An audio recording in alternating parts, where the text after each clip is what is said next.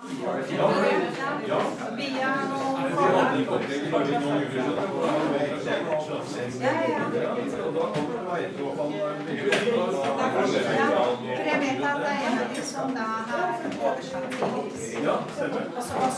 jag vet att Heyerdahl har gjort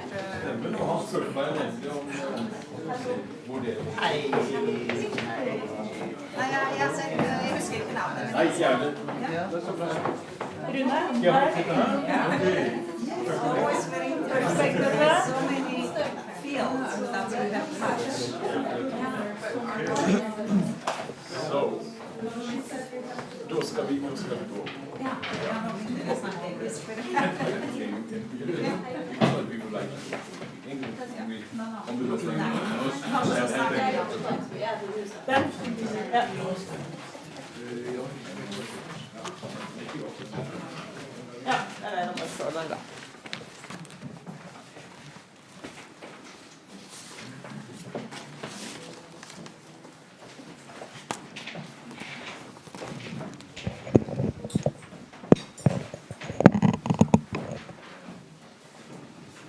There,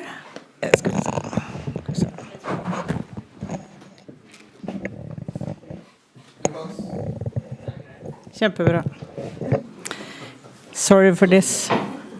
Dear ambassador, dignitaries, professors, professionals, family of Thor Heyerdahl, colleagues, friends of the Vestfold Museum and the Thor Heyerdahl Institute. I'm very proud to be here today in the residence of the Czech ambassador.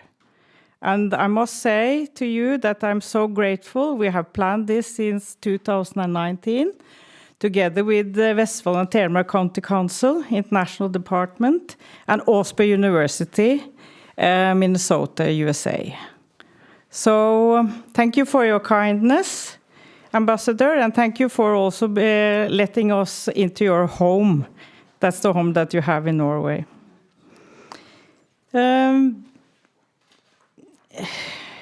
Jaroslav is going to, Ambassador Knut, I'm saying Jaroslav, because he's a friend also, is going to do some opening remarks just in a few minutes.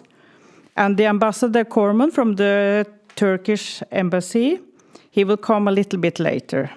He came on summer of 2021 and has been on board very strongly since then. So I must say that the Museums of Vestfold, that we are very grateful that we have two embassies together with us doing Thor Heyerdahl International Day 2021.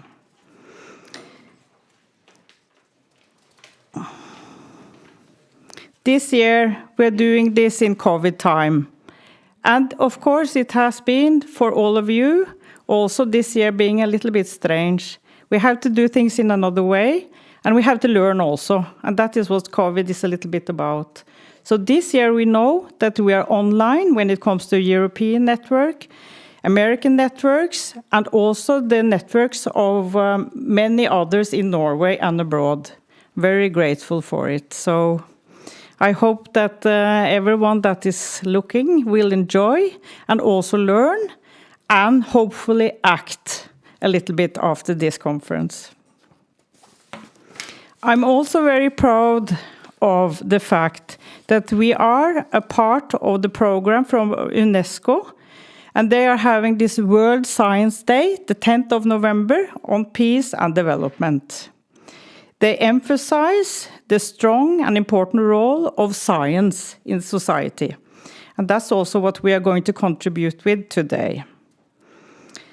So I just want to say that I'm grateful and humble, and I hope that this day will be a good one for so many participants, both here and also digital. And I will pass the word on to the conferencier, Bettina, from Osby University, USA. And then I will just, it's your place and turn.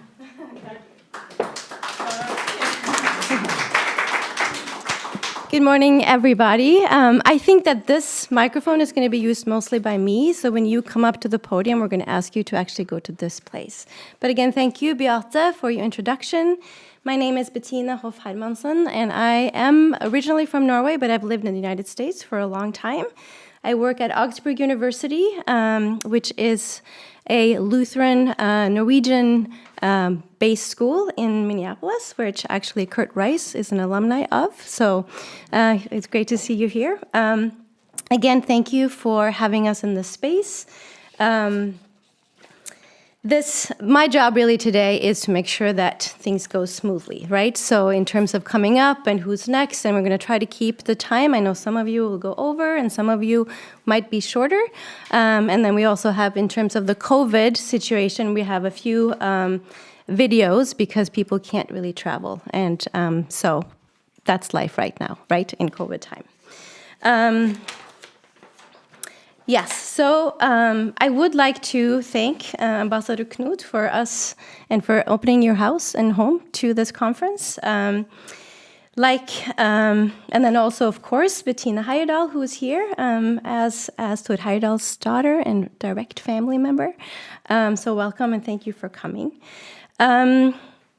Today's conference is obviously, we want to make sure that you receive the content of the speakers here in this space, but we're also really hoping that the community and our audience around the world will get a great program and receive wonderful content, and we don't have any doubt about that. So, Beate said, I think, that this conference has been since 2006. So many, many years and many, many years to come. And the goals for this year's conference is to put the United Nations Sustainable Development Goals on the agenda, to be an arena for research dissemination, and to invite international lecturers to contribute to this year's theme of migration and identity. We are adding specific emphasis on a few of the goals, reduced inequalities, which is number 10, sustainable cities and communities, which is number 11, peace, justice, and strong institutions, number 16, and partnership for the goals, which is very much aligning with Thor Heyerdahl's goals and emphasis in the work that he did. I will contextualize our conference a little bit later, but first I would like to invite Ambassador Jaroslav Knut up to the podium to wish us welcome. And before you come up, I just want to make sure that Rune Høiseth, that you will be next. Rune is the deputy mayor of Larvik, which is the hometown of Thor Heyerdahl. And then finally, the third person who's going to welcome us is Pavel, who is an expedition member of the Thor Heyerdahl to travel to Easter Island. So, please welcome Ambassador Knut.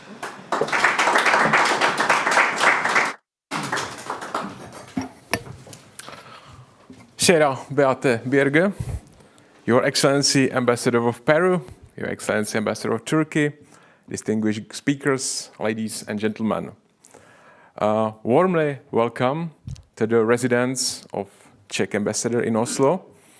And let me explain why this even takes place in the premises of my home in Norway, as Beate told you.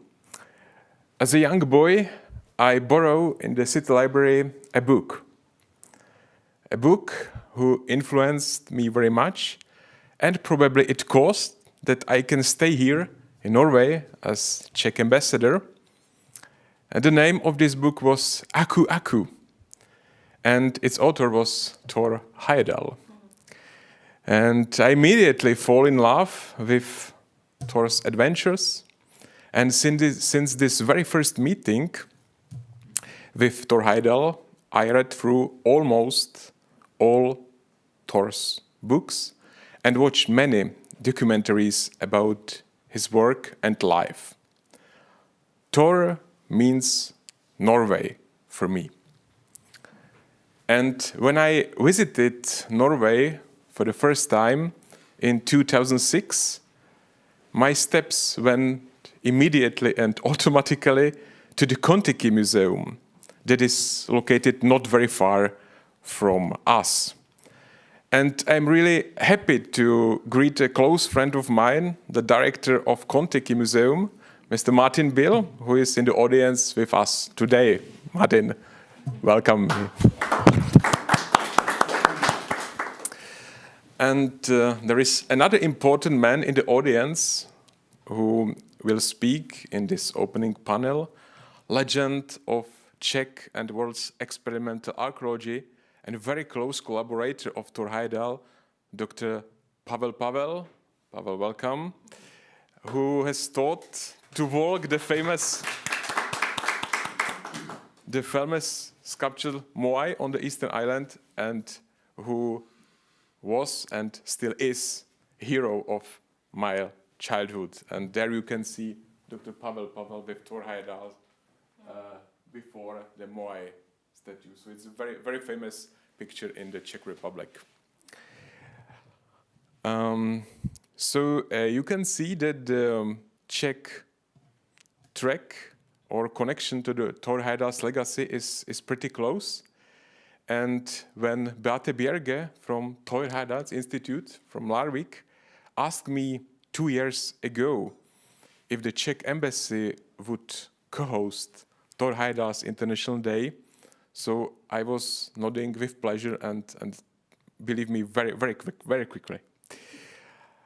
This year's topic of the Thor Heyerdahl International Day is really attractive. It's migration and identity. And it was actually Thor Heyerdahl who, among the first, raised this topic almost 70 years ago. Topic that now, not only today, but during the whole history of mankind, meant challenges, threats, and opportunities. To conclude my welcoming speech, I am looking forward very much to interesting contribution of today's speakers, and I wish you, all of you, whether here in the residence or at PC monitors at home, nice and fruitful experiences. Thank you very much, and once more, welcome. Thank you.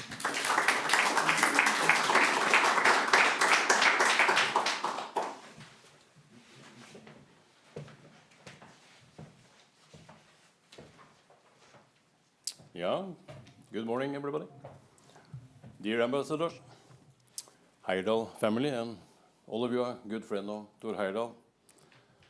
Thank you for being invited to join you today and take part of this Thor Heyerdahl International Day 2021. I feel honored as a deputy mayor of Larvik to be invited to say something here in this opening. The municipality of Larvik has collaborated with the Thor Heyerdahl Institute for a lot of years now, several years. And we also know that it has been international cooperation connected to Thor Heyerdahl heritage. That's important to tell you.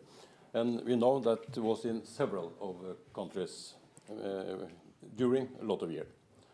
And I also want to say and remind you, from 2018, we in municipality of Larvik, we started a friendship agreement with Andorra in Italy.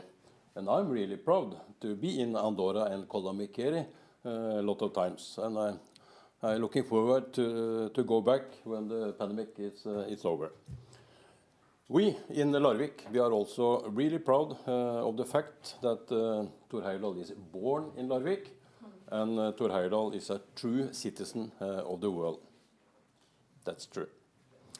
And today we have to remind each other to, he said he couldn't see any borders, but as you know, he have heard about them. And that's a good to speech.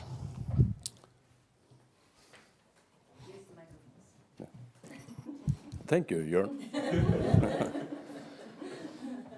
Okay, it's really good to be here. Together, we keep on working to get a better world in the spirit of Thor Heyerdahl. And we still have a job to be done for a sustainable environment. Thank you.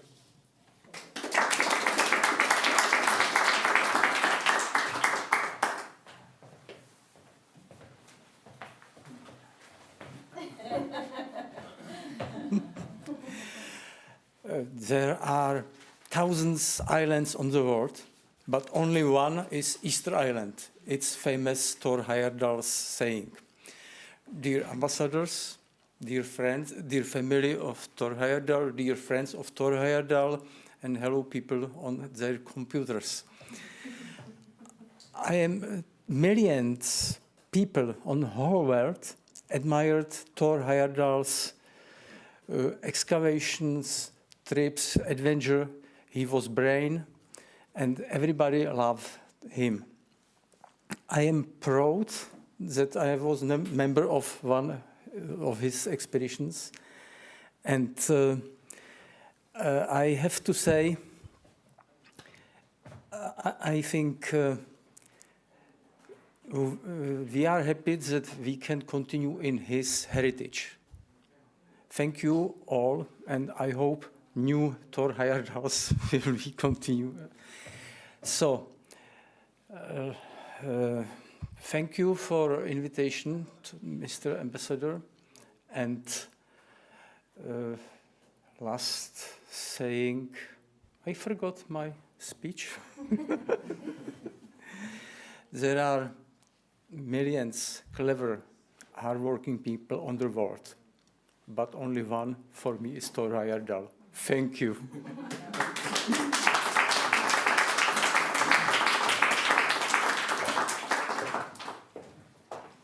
Thank you so much for those welcoming remarks from all of you. We are going to start the program.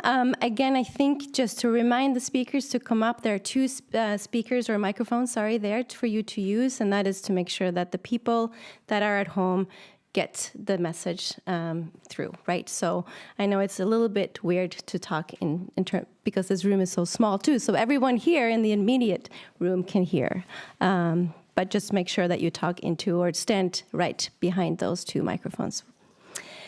So before I introduce the first speaker, I would just like to contextualize and add a few definitions to the terms that we are really talking about today, which is migration and identity. So as we know, the topic of migration and identity is important to the well-being and success of the global community. We know that persons who move leave treasured communities behind, and we know that migration can result in hardship as well as growth on the individual level, but also as a positive impact on our global community. People are constantly moving across our borders, seeking a better future for themselves and their families. Some seek new opportunities because they are forced to migrate. Others move because of given opportunities. Despite any reasons for the decisions, the outcome of migration and identity stands central before us. The International Organization for Migration, IOM, defines a migrant as a person who moves away from their place of usual residence, whether within a country or across an international border, temporarily or permanently, and for a variety of reasons. Then again, identity, there are many different definitions of identity, but I would like to point out that identity is the qualities and beliefs, personality, looks, and expressions that make a person or a group and is formed within the culture in which you live. So, migrating people come from a diverse cultural backgrounds with already formed identities. So what then do we do when identities take place and move to a new place in terms of bringing their own identity as a resource and also creating new identities within their new cultures that they have moved to? How do we look at that as a really an asset in the world and the community of the global world that we're all a part of? To give you just a few statistics, the four most common types of migration: labor migration, 164 million in 2017. Forced migration or displacement, 70.8 million in 2018.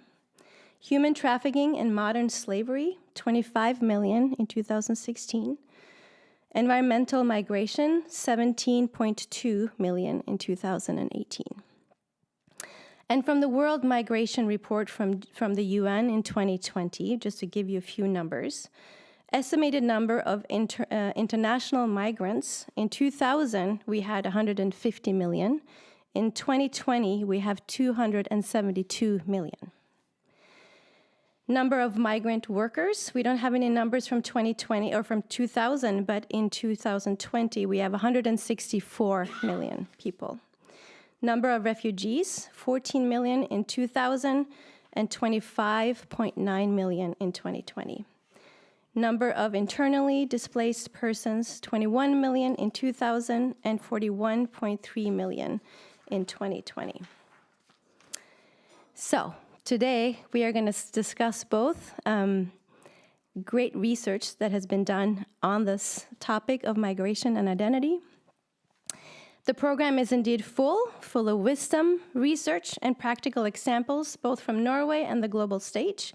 And we hope, of course, that you will enjoy today's sessions and speakers. I would like now to make sure that you also look at the bios, because my time up here is going to be little in terms of when I introduce speakers. But there are bios where you can get more information about the speakers.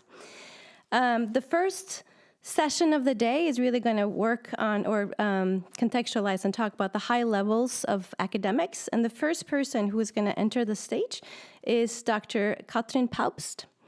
She's going to talk about identity on the line. So welcome so much to the podium, and we look forward to hearing your session.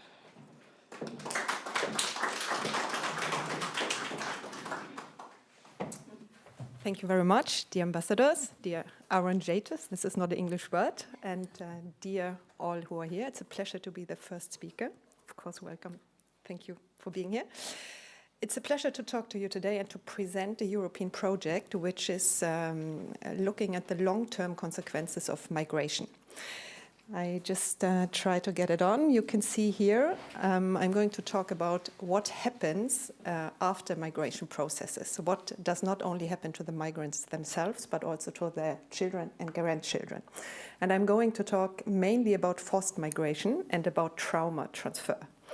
And firstly, I want to start introducing the project, because as I was introduced, it's an academic project, and we are involving 7 European countries. So, Identity on the Line, which is the name of the project, is a large-scale cooperation project between 7 European countries, 6 museums, cultural history museums, and 1 university. And we are actually all doing the same. We have interviewed former migrants and their kids and grandchildren and have looked at the long-term consequences of the different feelings, the different emotions, of course, the different happenings when you can't talk about them, how they affect you, even if you do not hear about them, you can feel them. So what is happening here? It's a 4-year project. Normally I move all the time, and I heard I'm not allowed to it, so I'm really trying hard to stand very still here. 4 years project, 2 years are finished already, and it's co-funded by Creative Europe, by the European Union. And led of my museum, the Vest-Agder Museum, I'm the project manager. I don't want to use time by this, but what we are doing is quite, I hope, good outcome. School packages, movies, 8 exhibitions, traveling through Europe. So we have quite some activities. I would like to start to introduce the 7 migration processes, because they are crucial for what I'm going to say, and you will see that there are very different migration processes. Here in Norway, we have worked on the long-term consequences of the Second World War. This is a temporary migration, we called it. You had almost 500,000 German soldiers have been here in Norway between 40 and 45, and during these 5 years they fall in love with Norwegian girls. They produce approximately 12,000 children. They have been cruel men, they have been good men, but they have been here and they affect Norway until today. I'm a German, as you can hear myself. I came with a lot of shame. I come back to that later. It's not about me, this lecture, of course, but I know quite some research from Germany as well. In Denmark, also one of our partner countries, we are working on the long-term consequences of the migration from Greenland to Denmark, which is still the Greenlandic people in Denmark are experiencing racism every day today. In Sweden, we are talking about the forced migration of Sami from the north to the south of Sweden 100 years ago. And today, 100 years later, the descendants of the people who came and the descendants of the people who have been there before do not speak the same language and don't speak with each other, mainly. Poland is working on the population exchange. The Germans had to leave Poland, as some areas of Poland, as you might know, and the Polish people who moved in the houses were always afraid the Germans would come back. It was quite tough in Lithuania, working with the long-term consequences of the Holocaust. And Slovenia and Croatia are related to the wars in the 90s. So this is our material, and together, I just have to get it here. Where do I have to peek? Which direction do I have to lead? Is this direction? In sum, we have conducted 164 in-depth interviews between 3 and 15 hours long with the migrants themselves and their kids and grandchildren. And the process have been intense also for us talking to the people, because we have heard stories they have never shared before. So, please note, I'm going now to give you some examples, what I'm talking about, before summing up. And I start with very nice, peaceful quotes before I go over to some other quotes. You can just read the information down here while I just will read to you the main quote. This book is almost as old as I am. My mother took it with her in 1975 when she came to Slovenia, carrying me and one suitcase. I think that for my mother it represented a link to her home, because at that time women went in search of a way to earn their daily bread. My mother went alone and settled down here. What I remember most about those days is the smell of home-cooked food, chicken soup, wild cherry strudel, the smell of home, the smell of a time that has passed and will never come back. You can feel already, here was a lady traveling alone with her kid, and the kid could feel the sorry of her mother the rest of her life. Danish. Being Danish and a quarter Greenlandic is like putting together a confusing puzzle. The pieces do not fit together, and a number of pieces are missing, especially from the Greenlandic side. The challenge has been to create myself as a whole person with the pieces I have had available to me. That has created a whole, or a sense of want in my identity, which is about what my roots look like. And this I'm coming back again and again to. The third generation, the second and the third, if they don't, who are they? If they maybe don't know what has happened, or don't get the information, I come back to that. Or just who are they if they never had real roots? We stayed in Trieste, Italian city for those of you not familiar with the area. We stayed in Trieste for 3 days at the silos. We slept on the floor, right on the floor, without blankets, nothing, just like animals. You can imagine the pain my mother and my father experienced. It's about the feelings which still are there after so many years in the people who were young kids when this happened. And the last, before I sum up the first round, Slovenia, my new country, did not want me. Or, amid the uncertainty of a newly formed country, it did not wish me well. Years of complete uncertainty followed without any valid documents, no health insurance or social as well as physical security. Grey years, years of struggle, struggle for survival, struggle for identity. As I was losing battle after battle against the almighty bureaucracy, for 8 years, I was gaining strength, perseverance, love, empathy, softness, and the ability to forgive. If I sum up all the 164 interviews which we have heard, we have seen, the partners and I, we have found common traits in all interviews. And these common traits are ongoing attempts to find one's own identity somewhere between the following poles: home and away, belonging and alienation, silence and openness, resilience and vulnerability, injustice and reconciliation. And each of the 168 people we talked to would place themselves somewhere on these lines. Of course, everyone at a different place. I would like to use some minutes to go a little bit deeper into this aspect. I could go into every aspect. I take this one. I chose it because it's related to Norway and the descendants we talked to from the Norwegian, or from the time where the Germans were here during the war. And it is also related to the Holocaust because, as I told you, in Lithuania, one of my colleagues is working with the Holocaust survivors and their kids and grandchildren. 3 more quotes for you, and then it's enough quotes. It's about silence and openness, and especially silence. If you don't know what happened, if you don't get the information you need to find your own identity. Did mother talk about the war? No. We both never spoke about the war. Then we were together, and we never spoke about the war. My granddaughter used to push me. Tell. No, I didn't say anything terrible. I only used to tell just a little bit. I wanted to forget, just delete everything. This is already in the core of what we found, that there is something happening between these generations. If the first generation experienced something really traumatic during the migration process, they couldn't or wouldn't talk about it. Maybe it was too traumatic. Maybe it was just something they did and they felt ashamed about it. The kids accepted the silence. They suffered and they reacted, but they accepted. Not the third generation. They ask questions because they have a distance. They are looking for answers, and sometimes they don't get it, and they suffer with it their whole life. One more. When did your children ask questioning you?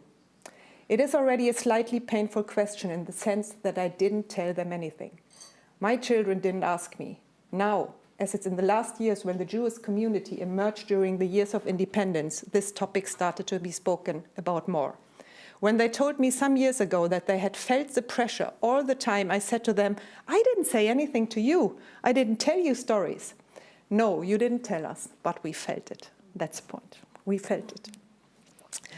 When we worked on the Norwegian sub-project, we were contacted by a German lady who, I didn't know it, even if I'm a German, of course I didn't know her. She said, my father was stationed in Norway during the Second World War, and he came back deeply traumatized, most certainly because he had to do something. Okay, he did something. This was a guy who did something, but he came back very traumatized, as she said. Something terrible happened in Norway during the war. Something terrible that was going to leave its marks on my father more than anything else. Something so strong that he was never willing to talk about it. Something that traumatized him so profoundly that it affected our entire family, even us 4 siblings who have never experienced the war. In this way, the war somehow became part of our lives too. This man who was stationed in Norway during the Second World War, built a Norwegian cabin somewhere in the woods in the south of Germany. And that was the only place where he could smile, but he could never talk about what has happened. And the last one, this is the kid of a German soldier. From my early childhood, I was instructed not to tell anyone that I came from Germany. In the aftermath of the war, I understood that these cover stories were good for me. I had friends who did not have such cover stories and who ended their lives as adults, shooting themselves because they couldn't cope with it anymore. And I just want to mention here already, unfortunately, I don't have time to talk about it, but the local societies where this happened was extremely important. If the local society was supporting, and they could support the mothers who fall in love with the German soldiers and the kids, it went well. If we are in big cities where the society supported the punishment of the traitors, it went really well. It went really bad for several of them.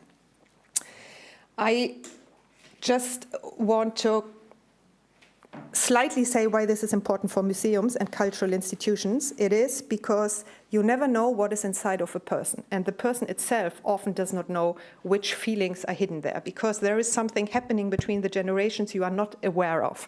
I'm a third generation myself. I was not aware of anything. I know now I'm a kid of a migrant myself. Now nobody ever talked about it. I have it in my body. I have everything still in my body, and research proves it. I can come back to that. But what I first want to mention is the traumatic memories and how trauma can be transferred from one generation to the others. Do I still have 5 minutes or something like that? You think so? Okay. Otherwise you have to stop me. You have my watch, so you have to tell me when it's. So I want to talk about the transfer of traumatic memories, and of course I can't go really deep into the research here and now, but I just want to mention some of the aspects. Trauma can, of course, happen in all kinds of circumstances. Now I relate it to migration. It could happen to anyone. Every accident could lead to a trauma. Everything which threatens your life. It's an emotional response to a terrible event like an accident, rape, or natural disaster. Immediately after the event, shock and denial are typical. Longer-term reactions include unpredictable emotions, flashbacks, strained relationships, and even physical symptoms like headache or nausea. There are very clear signals of trauma. I don't go into that. I'm not a psychologist. I'm not someone working with this normally. I'm just an ethnologist and a historian. And I think museums and cultural institutions are underestimating how big the importance of trauma is, which you might have in your families, but never talked about. And suddenly you are triggered by something you see in a museum, you hear at a conference, you experience somewhere, and you react in a way which is not clear for you yourself, how you react and why you react like that.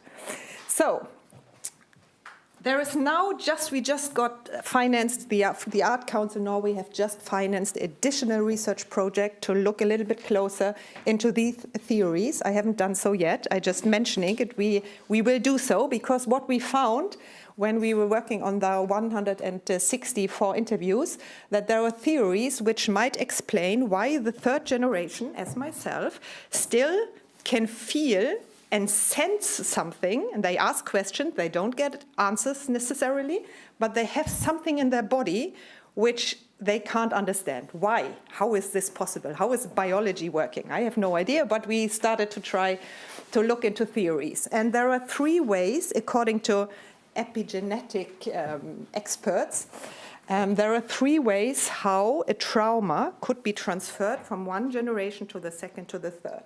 The one is, of course, that you have a mother or a father who is acting in a certain way while you are growing up. So you have always felt that there is something because your father or mother is acting in a way which seemed a little bit not appropriate to what you experienced then and there. So there is a kind of behavior which is important. Then, while you're in the womb of your mother, you can, of course, biology tells stress feeling could be transferred. But then, and that is quite new, in addition, we know today that even if the genetic material is, of course, the same. When you're born, you get a genetic material and you keep it the rest of your life. But what epigenetics have found out the last years and finding out more about all the time, while we speak actually, is that when someone experienced extreme stress due to a trauma, there is a kind of marker. I would call it marker now, and I'm no biologist, so excuse my not being 100% accurate, but there is a kind of marker which can, in the minutes or when the trauma happens, influences or just puts on the genetic material, and this marker, which is a stress marker, here something happens, you have to react, your body has to react, you have to prepare. This marker can be transferred to the generations to come. And thereby, a third generation could react in a totally unlogical way to something the first generation has experienced. In Germany, since 20 years, for example, around about, more and more people, grandchildren and children of the soldiers who still feel shame, but also the people, migrants in Germany, as you might know, there was a big migration process in the end, forced migration in the end of 45. 14 million Germans had to leave the one part of Germany, move to the others. Germany is full of people who still experience, for example, my generation, that there is a fear of don't get enough food, a fear of not being able to secure your life, all these kind of things which are totally not rational. And there is some research going on that this is due to these kind of findings. So thank you very much. I think I stop here. I had to stand still, so it might not have been so energical, but thank you very much for you.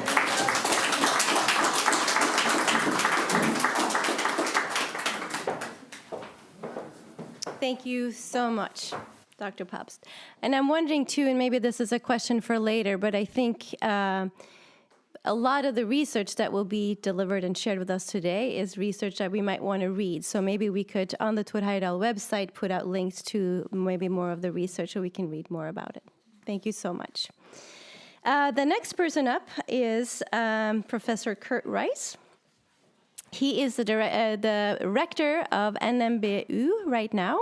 He is an American.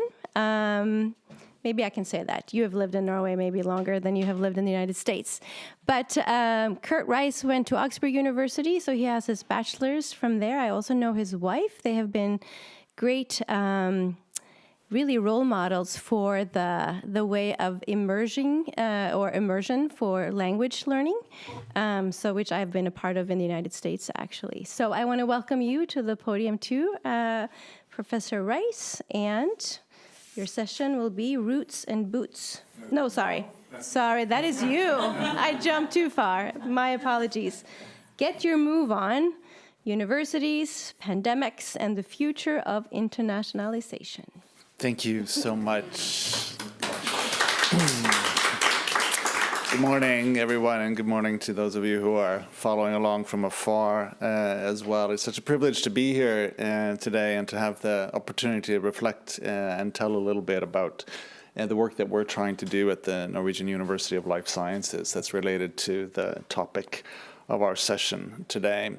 Unlike many of the others of you, I did not know Thor Heyerdahl, and I haven't had the chance to study his work so carefully, but I did enjoy learning some about his work in preparation for today. And as our colleague from the city government referred to, I was inspired especially by this quote that you promote here about borders. I've never seen one, but I've heard they exist in the minds of some people. I wish I could say that had been my personal experience, but I think it's a wonderful goal and an idealistic perspective. And it's certainly true that I would like to see us move in the direction of a greater prioritization of social and personal and societal development rather than a strengthening of borders in ways that are in the news even in the last couple of days.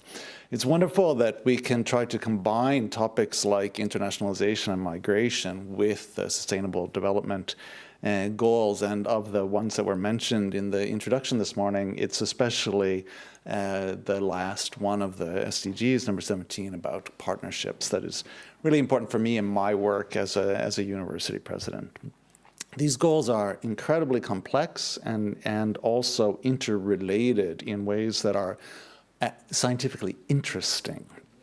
For example, one thing I'm very interested in is about educating girls in poor countries and how that relates to things like poverty reduction and thereby reduced inequality and thereby better public health and thereby reduced population growth, and the connections here are massive. That compels us to think in our scientific work about interdisciplinarity and what that means. These problems are so big that we can't really tackle them easily with one field. We have to find ways at universities to reduce the tendency to work in silos.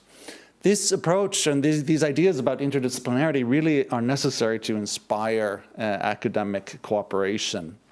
And at the university that I lead, which has a historical focus on agricultural and veterinary issues, these tensions pop up also. So if we want to think about how to reduce hunger, which is something that we care a lot about at my institution, that perhaps goes hand in hand with increasing agricultural productivity. And that has some negative effects on biodiversity, on soil quality, on health issues, on access to water, on all sorts of things. So these are incredibly complex goals in and of themselves, and the interaction of them is even more complicated. We have a commitment at the Norwegian University of Life Sciences. In Norwegian, we say that we have a felles innsats for en bærekraftig fremtid, and that means that we work together to create a sustainable future.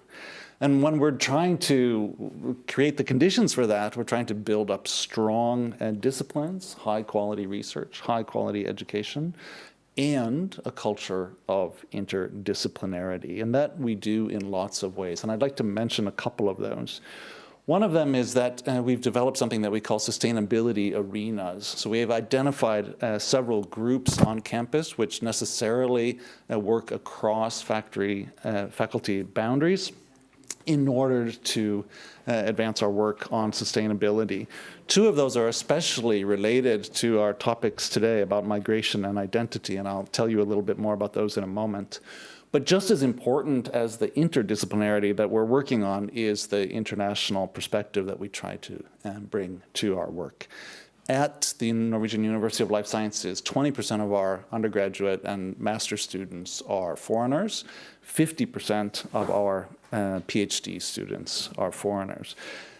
So we have, on the one hand, a foundation for internationalization of our work, but we still aren't thinking about it enough as a resource in the work that we're doing.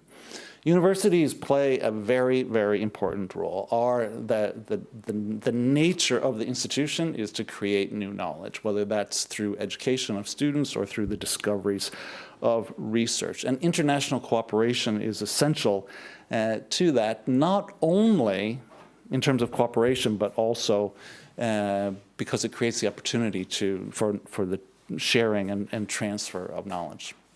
So we have, for example, at the university where I work, we have an agroecology program that's almost entirely international students. The issues are international. There's a very high number of international faculty members there. And we work there to try to bring the perspectives of those students and faculty into that work. The arguments for the benefits of diversity of many kinds are well known, and when people come together to solve a problem with different backgrounds, the likelihood of innovative solutions is increased. So part of the job that we have to do at the universities is to appreciate and directly exploit the internationalization of the population there.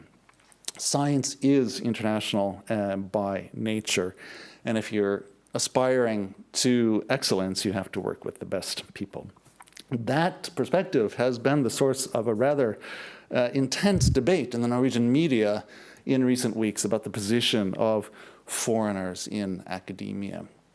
According to people who keep track of these statistics, almost 30% of the employees in Norwegian universities are foreigners. And that creates the situation for something that we can see around the world in lots of different contexts, namely that it becomes a challenge to national pride when a high percentage of highly skilled workers have to be imported. And that pride is possible to bump into in public discussion, and that's been happening in Norway, where in recent weeks some challenges about the number of foreigners in academia have been promoted in the media, and then foreigners themselves have attempted to respond to that, an activity which is not for the faint of heart. The appreciation of the internationalization of the universities is in and of itself then a controversial issue, and I think that we're not using it enough. Nonetheless, just as an anecdote, I can tell you that in 2015, when I became the rector of what is now called Oslo Metropolitan University, that was the first time in the history of this country that a non-Norwegian had been at the head of an institution of higher education. So the internationalization of the sector has taken a very long time. But we continue to work for even more internationalization in different ways as triggered by some of the causes of migration that were mentioned earlier. For example, one important program that many of the institutions of Norway, including my own, are increasing their engagement with is an international program called Scholars at Risk, where we try to create opportunities for scholars, especially in war-torn areas, to to be able to pursue their careers for a while in Norway. And actually just the other day, we initiated a process with 2 scholars from Afghanistan who will be coming for 2 years each to the Norwegian University of Life Sciences soon, and that's an activity that increases the internationalization of the institution. I'd like to talk for a little bit about climate. Climate and climate change are, of course, one of the big sources of migration, as was mentioned by way of introduction today. I spent last week in Glasgow at COP26, and that was a fascinating experience, but I find that although we're now all talking about the consequences of climate change for poor countries, our discussion in Norway is nonetheless more about science than about the social sustainability that's related to that. So we're talking about climate change, we're talking about biodiversity, we're talking about environmental issues, we're talking about sustainable economics, but we're not talking quite so much about social sustainability, maybe because we live in such a safe country, I don't know. And that's where I would like to mention, especially one of the sustainability arenas that we have at the Norwegian University of Life Sciences. We have this group that's working with a project called Towards Sustainable Cities and Communities. And what they do in their work there is try to explore local transformation in the face of these global challenges. So they take issues like climate change, like COVID-19, like rapid urbanization, and think and work about how that is connected to health and well-being, to issues about sustainable development and how that connects to the feeling of social belonging in everyday interactions, environmental quality of local surroundings, and so on. The challenges that they find are grounded in things like rising polarization, which is also perhaps a consequence of migration, crises of legitimacy, and social inequality. They take and we take an interdisciplinary approach to sort of co-learning, you might say, by working closely with communities who face these kinds of challenges, but they also bring the force of our work in green technology and nature-based solutions into that discussion. We also are doing work on what we call green smart cities, where we're trying to draw from all of the different groups at the University of Life Sciences who are working on agriculture and new technologies for agriculture, working on changing the structure of plants so that they deliver more protein, and working on, not least of all, the resources of the ocean and Norway's unique position there, bringing these all together in new ways to think about how to make sustainable cities and more sustainable working environments, living environments, so that as those cities experience the pressure of migration and internationalization, they're prepared to tackle those challenges in a sustainable way. We talk a lot, and I'm sure that we're going to continue talking today about big context issues, but especially as became clear in the last presentation, migration is ultimately about individuals and the impacts that those individuals experience and the societies that they come to experience. And the contexts for those are many and rich: social injustice and war, we've heard about already. The pandemic, of course, is very present in all of our minds, but also the nature of the workforce. As a migrant myself, I feel the effect of migration, and I see it sometimes in my family, sometimes in those around me. Some people lose their sense of belonging, and for me, I found it not in becoming a Norwegian, which I'm not, but rather in having a heightened understanding of myself as a foreigner, which is a completely central part of my identity.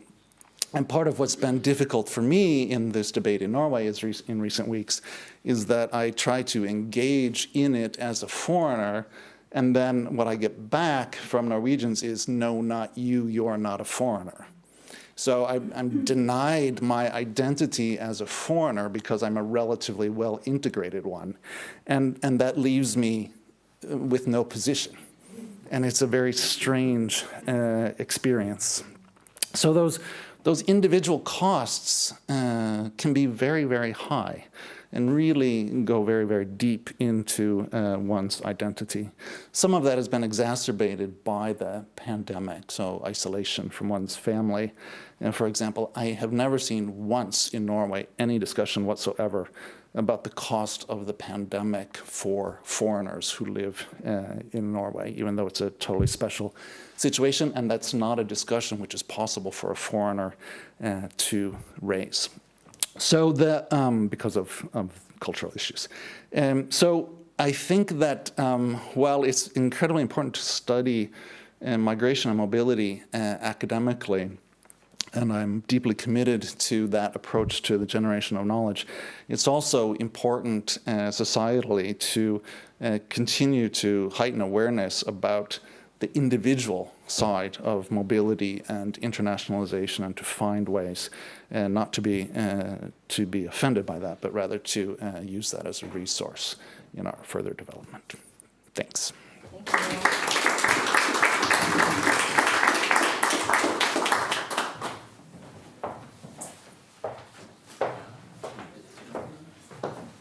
Thank you so much, Dr. Rice. I think it's hard to just end these presentations. I think there's just a lot of can we ask questions?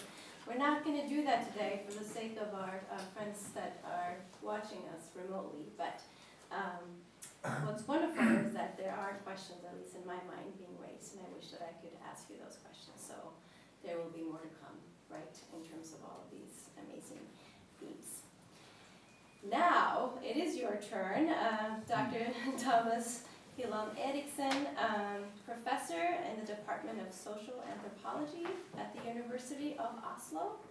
Welcome to the stage. Your session is indeed called Roots and Boots, Identity in a Changing Time. So welcome. Yes, thanks very much. Thanks very much indeed, and thank you for the opportunity that I'm being given to speak of issues which are of great significance in this day and age. I mean, you can hardly open a newspaper without being made aware of, in one way or another, squibbles about identity. I mean, Professor Kurt Rice just mentioned, the recent debate we've been having in Norway around the relationship between Norwegian and foreign staff or faculty at institutions of higher education, and which has generated a lot of emotion, far more emotion, far more passion than most debates that we see, where clearly something important is at stake for people. And then, just as I was coming here this morning, I was, as I often do, reading the New York Times on my mobile phone, okay? And there were no less than 2 articles on the front page of the New York Times about critical race studies, which has become a very contentious question in the United States, and where there are lots of rumors, many unsubstantiated, a lot of fake news, and heated discussions, but also some real disagreements about the significance of race and the way in which we should talk about race, not least in school. And it seems to have been decisive, just now in an election in was it in Virginia, I think, where the question of critical race studies, in fact, seemed to have tipped the scales towards the Republicans because of some false rumors that had been spread about how children in school should be brainwashed to learn that white people were all racist, even if they didn't know that they were. So, as a way of saying that the debate about identity, belonging, is not new, but there is something new about the way in which it is being dealt with today. And I think if I were to just say one thing about the way in which the debate has changed in the last, say, couple of decades. Well, I have to say 2 things, okay? And then some more things afterwards. One is that there has been a perceptible shift in politics across the world from class to identity as a focus for political allegiance. In the 1970s and 1980s, when Kurt Rice and I were sort of young men and trying to orient ourselves in the world, class was the big question, the big issue. issue, inequality. There was Marxism, there were liberals, there were people who somehow dealt with class identity. The trade unions were powerful in many countries, and the political parties were conveniently arranged, organized on a left-right sort of dimension, okay, to the left or to the right. And the common view in Scandinavia was that, well, you know, in the Soviet Union, okay, they've sort of done away with some of the inequality. I mean, it's a more equal society. And they have a lot of security, but they don't have a lot of freedom. They have no freedom, because if you speak your mind, you're sent off to a gulag or to work in the salt mines for the rest of your life, or you just disappear. Whereas in the United States, the situation was the opposite. They had all the freedom they could dream of, certainly regarding freedom of expression through the First Amendment. But they had so little insecurity that people had to sleep with a gun under the pillow for fear of outsiders. So in Scandinavia, we'd found the balance, okay, between security and freedom. So this was about class. Now there has been a shift, very perceptible, towards identity as a focus. Think about India, which is now governed by right-wing Hindu populists. It wasn't the case. You know, the Congress Party, Nehru's party, they were concerned with development and with inclusiveness, and they had debates about ways in which they could include the low caste and the so-called untouchables in the public sphere. And they regarded Muslims as Indians. They were Indians. They lived in India. They were born there. Whereas Hindutva bases its politics, the BJP, the current governing party, Modi's party in India, bases its politics on suspicion towards others.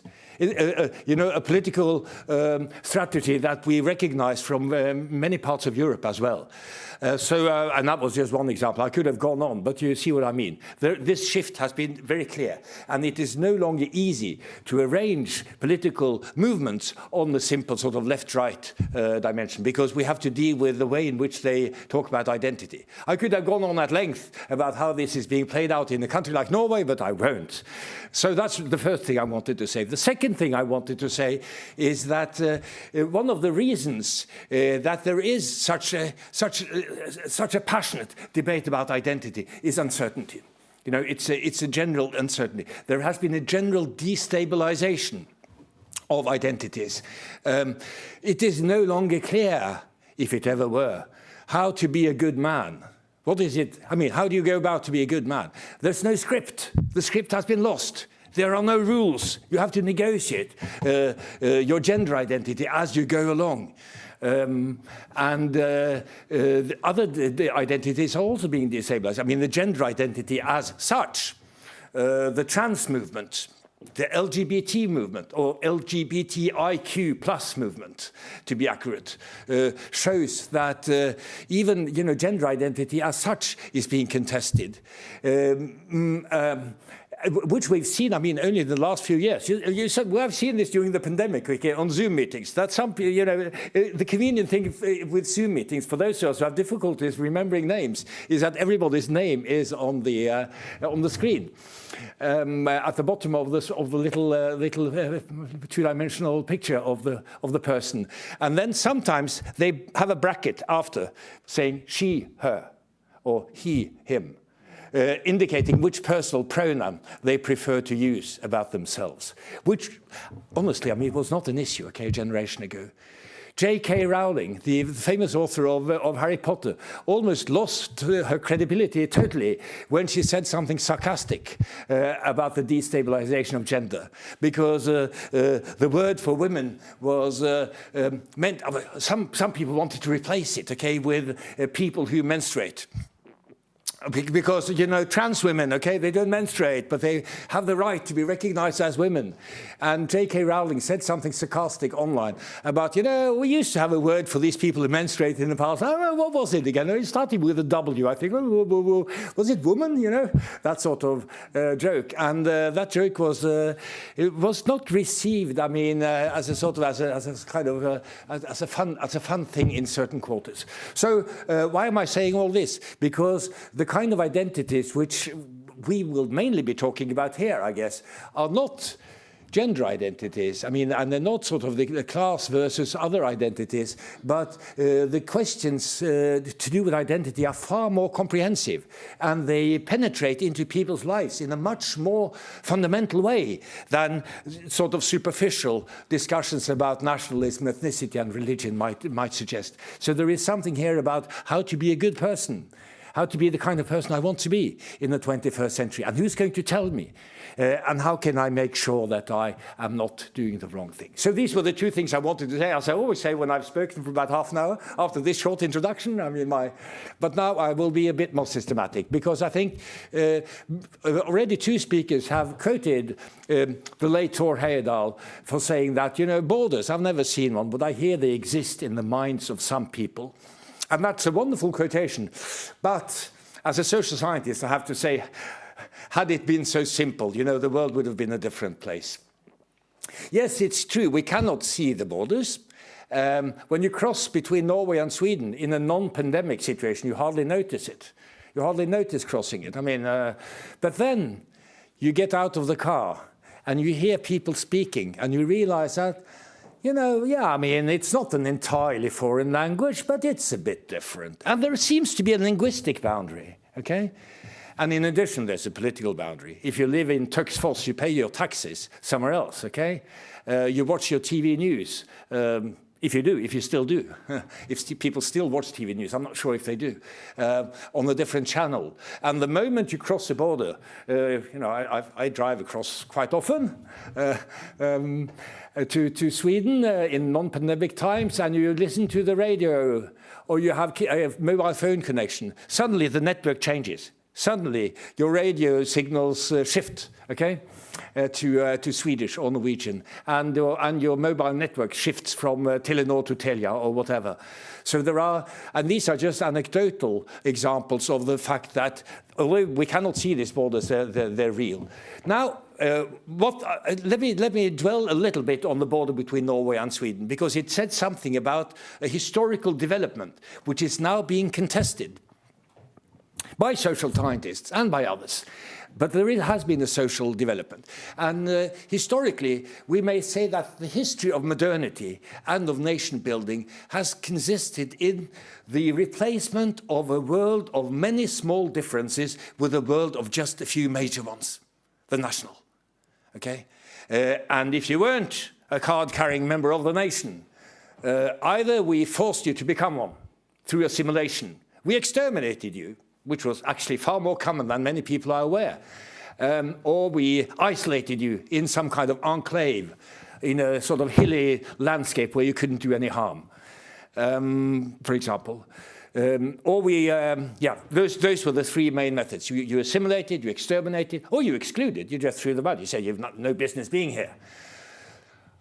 So a world of many small differences was turned into a world of a few major ones. And since I started to talk about the Swedish-Norwegian border, let me just, use that as an illustration, and a linguistic illustration. Before the era of nation building, let's say before the mid-19th century, when it really took off, when there was a great concern with being a member of the nation and what it entailed and what it took. Before that, people didn't care. They were farmers or fishermen, or, they may, if they lived in the town, they knew lots of different kinds of people because they traded with them and they had relationships with them, and it didn't really matter. But, and in every little hamlet and every little valley you passed through, if you drove from Bergen to Stockholm, traveled, you couldn't drive in the 1840s. You traveled slowly, outdoors, unpleasantly, but still you stopped in every little hamlet and valley, and you noticed that they had their own dialect, and they were slightly suspicious of people from the neighboring valley. They had stories. Just like where we live, Sandefjord and Tønsberg have mutual stereotypes. There's a lot of narcissism of small differences. But yet, as they say in Africa, they are our enemies. We marry them. You built alliances, and you had joking relationships, but you had your distinct local identity, which was very, very local. And around the border between Norway and Sweden, somehow the Swedish, the Norwegian dialects or accents, they merged into Swedish ones almost imperceptibly. And this can still be noticed on both sides of the border, where in Østfold, I mean near the Swedish border, you have lots of Swedish words and Swedish sounds. The Østfold L is infamous in the rest of Norway for being sort of a distinct marker. And the same on the Swedish side of the border. You can hear the echoes of something which sounds a bit Norwegian. And when we travel to Göteborg from Oslo, you're sort of abroad, but you're not quite as much abroad as you are in Stockholm and Uppsala, because they face east. They're Baltic cities, and Göteborg is Atlantic and has this long-standing relationship with Denmark, Norway. So even today, we see remnants of a world of many small differences. And yet, as I said, the dialects merge into one another. You couldn't really tell where they stopped. And it didn't really matter because people didn't have a lot to do with the state. So the state was a very minor part of their life world. It didn't really matter. But today, you can clearly draw the boundary between the Norwegian and the Swedish dialects. And on both sides of the border, the variation, the linguistic variation is less than it was. Although it remains considerable in Norway, partly for political reasons, but it's less. Owing to the flattening, standardizing, homogenizing process of nation building. So this is something new. And I said 1850s, but we could move closer to our own time. And since we are in the residence of the Czech ambassador, Prague, until the Second World War, was a crossroads. It was a cultural crossroads. Like so many cities, it was a place where it was a meeting place, where you exchange goods, you exchange ideas, words, impulses. They were sort of these vibrant places where the whole point about the city was this was where people of different backgrounds actually met and did business together. And this goes a long way to explain the cultural creativity and the political creativity that we associate with the great cities of Central Europe, such as Prague and Vienna, which was the most exciting city in Europe before the 1930s, and which has been dead since. Since 1945, because the minorities, especially the Jews, disappeared. And with Prague, you had, three big groups, okay? You had the German speakers, you had the Czech speakers, and you had the Jews, who were often German speakers, but often bilingual. Franz Kafka was perfectly bilingual. He could have written in Czech had he wanted to, and sometimes Yiddish. And that was typical, and it wasn't seen as a problem. Before the age of nation building, when suddenly whether you were this, that, or the other became a big issue. I could have mentioned other cities. I could have spoken about Sarajevo, which was also one of those crossroads, with Serbs, Croats, Bosnian Muslims, and Jews, and a few others. I mean, Habsburgs, in Sarajevo, you can still see the border, between the Turkish and the Habsburg part of the city, which runs through the city center. So it was this diverse place. It no longer is the case. It's now, 98% or something Bosniak. And there are a few sort of Croat families who cling on, but who knows how long they're going to stay. So there has been this process of simplification. That is a job that has been performed by nation building. And this is also the straitjacket against which many react.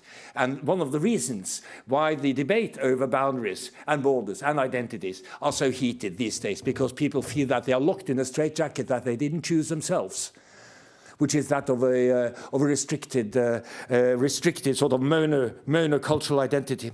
But I have to move on. We're doing okay with time. I noticed that we are doing fine with time, but I won't take all morning because I have another few things I wanted to say. Now, the story I've told now may lead to the conclusion that we should sort of revert to the pre-nation building era, but I'm afraid there is no turning back. Just as the solution to climate change is not to become hunters and gatherers. We cannot. We're 8 billion, and we cannot all become hunters and gatherers, even if we may learn something from them. And what my message has been so far is that, there's no turning back the clock, because there is something about the modern state that is hard to do something about. But maybe we can still learn something from the past and from others, and see how they deal with diversity, with difference. In the Pacific, in Polynesia, in Rapa Nui, and in other Polynesian islands, people deal with the cultural difference in a very different way from what we're used to doing in Europe. I mean, in Melanesia, it's quite common still in the Solomon Islands, for example, which has dozens of languages. Unlike in Polynesia, which is linguistically more homogeneous, that when two people meet, they might address each other in each other's language as a form of politeness, okay? In other words, if I meet one of you who has German as the first language, I should speak German to you and you should respond in Norwegian as a way of mutual way of showing respect. And showing that, in fact, cultural differences are not dangerous. On the contrary, they're quite enriching. But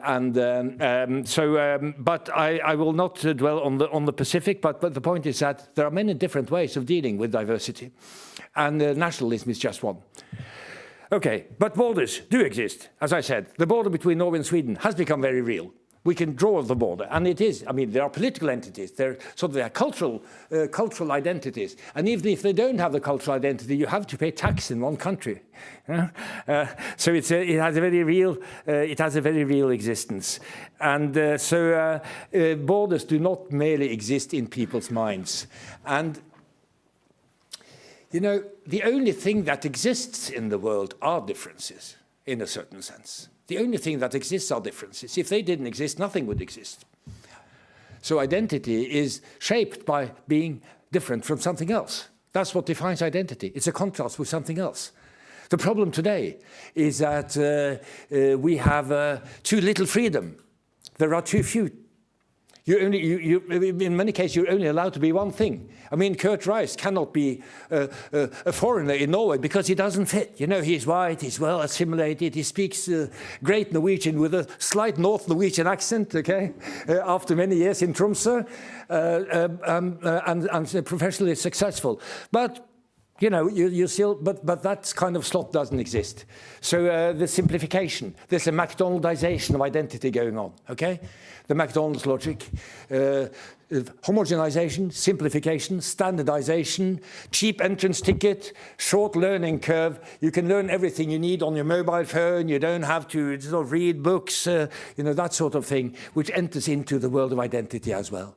And this is what we should deal with, because these borders are real, and they're not just in people's minds. It's not enough to teach people about cultural diversity and the virtues of tolerance if you live in a profoundly unjust society.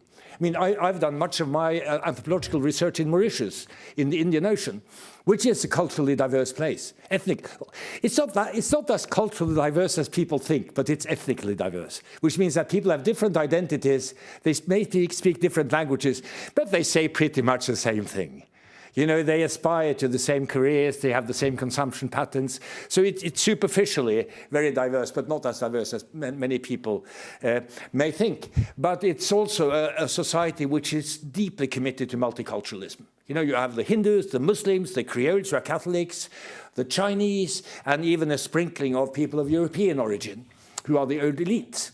Les 15 familles, the 15 families who owned all the sugar estates, and who still to some extent do. But it's very tolerant, so that the Telugu have their annual celebration. Okay, the Telugu New Year, it's a public holiday, even though the Telugu are just 3% of the population. Every Monday, there's a Hindi film on TV, and they used to be. I mean, now people don't watch, they watch Netflix, okay? They don't watch TV anymore. But there used to be a Hindi film. Everybody watched the Hindi film, and it was subtitled in French so you could follow. On Friday, there was always a French movie. You see, that's the logic of multiculturalism. Every group should have their sort of place in the sun. And what was the unofficial national culture was Creole. That was the culture of people of African origin. The Sega music, which is the sort of Indian Ocean version of the calypso and the reggae, and the blues. Every post-slavery society has its version of the blues. And in Mauritius, it's the Sega. So you have the Sega music with flowery skirts on the beach and lots of beer and rum and, drumming. And you see what I mean, the unofficial national culture, which has been produced on site, not been imported from anywhere else. It was not Indian, it was not Chinese, it was not African, it was just Mauritian. Excuse me. And why am I saying this? I'm saying this because this is a society committed to tolerance and to respect and multiculturalism, and they're doing pretty well. It's peaceful, it's democratic, there's lots of corruption and lots of miscontent, but they have a free press. So they criticize the politicians all the time, and the healthy sort of vibrant public discourse. Okay? And yet, this does not help to do anything about the social hierarchies. After 50 years of independence, with a multiculturalist ideology, you still have the Quinze familles, who are called de Robillard, and they have, French sort of aristocratic names, who still own half the island. And if you're a Creole from a village, the chance of you getting a higher education is still less than 2%. So it doesn't, I mean, you can have a very multiculturalist society with lots of tolerance, which can be used to conceal the real facts of social hierarchy and inequality. So that it doesn't really, you see, it does solve some problems, but not all. Let me give you another example. In Cyprus, which is also a divided society, with Turkish speakers and Greek speakers since the 1970s. There may be an assumption from the outside that Turks and Greeks don't like each other because they have different religions and languages and eat different food. Well, I mean, if you go to Cyprus and you speak with people there, as I have, and as some of my colleagues have done to a greater extent than me, people who have carried out research, turns out that there isn't much by way of cultural animosity. You speak to Greek Cypriots, and they will say, I rather like Turkish food. I think Turkish music is great. And, I mean, and the language is fantastic. It's a rich sort of language which has produced great works of literature and poetry. And I don't mind their religion. They've got their religion, we've got ours, and when you look closely, they're not that different. But, and then, because there's always a but, okay? The problem was that after the petition, so many people lost their property.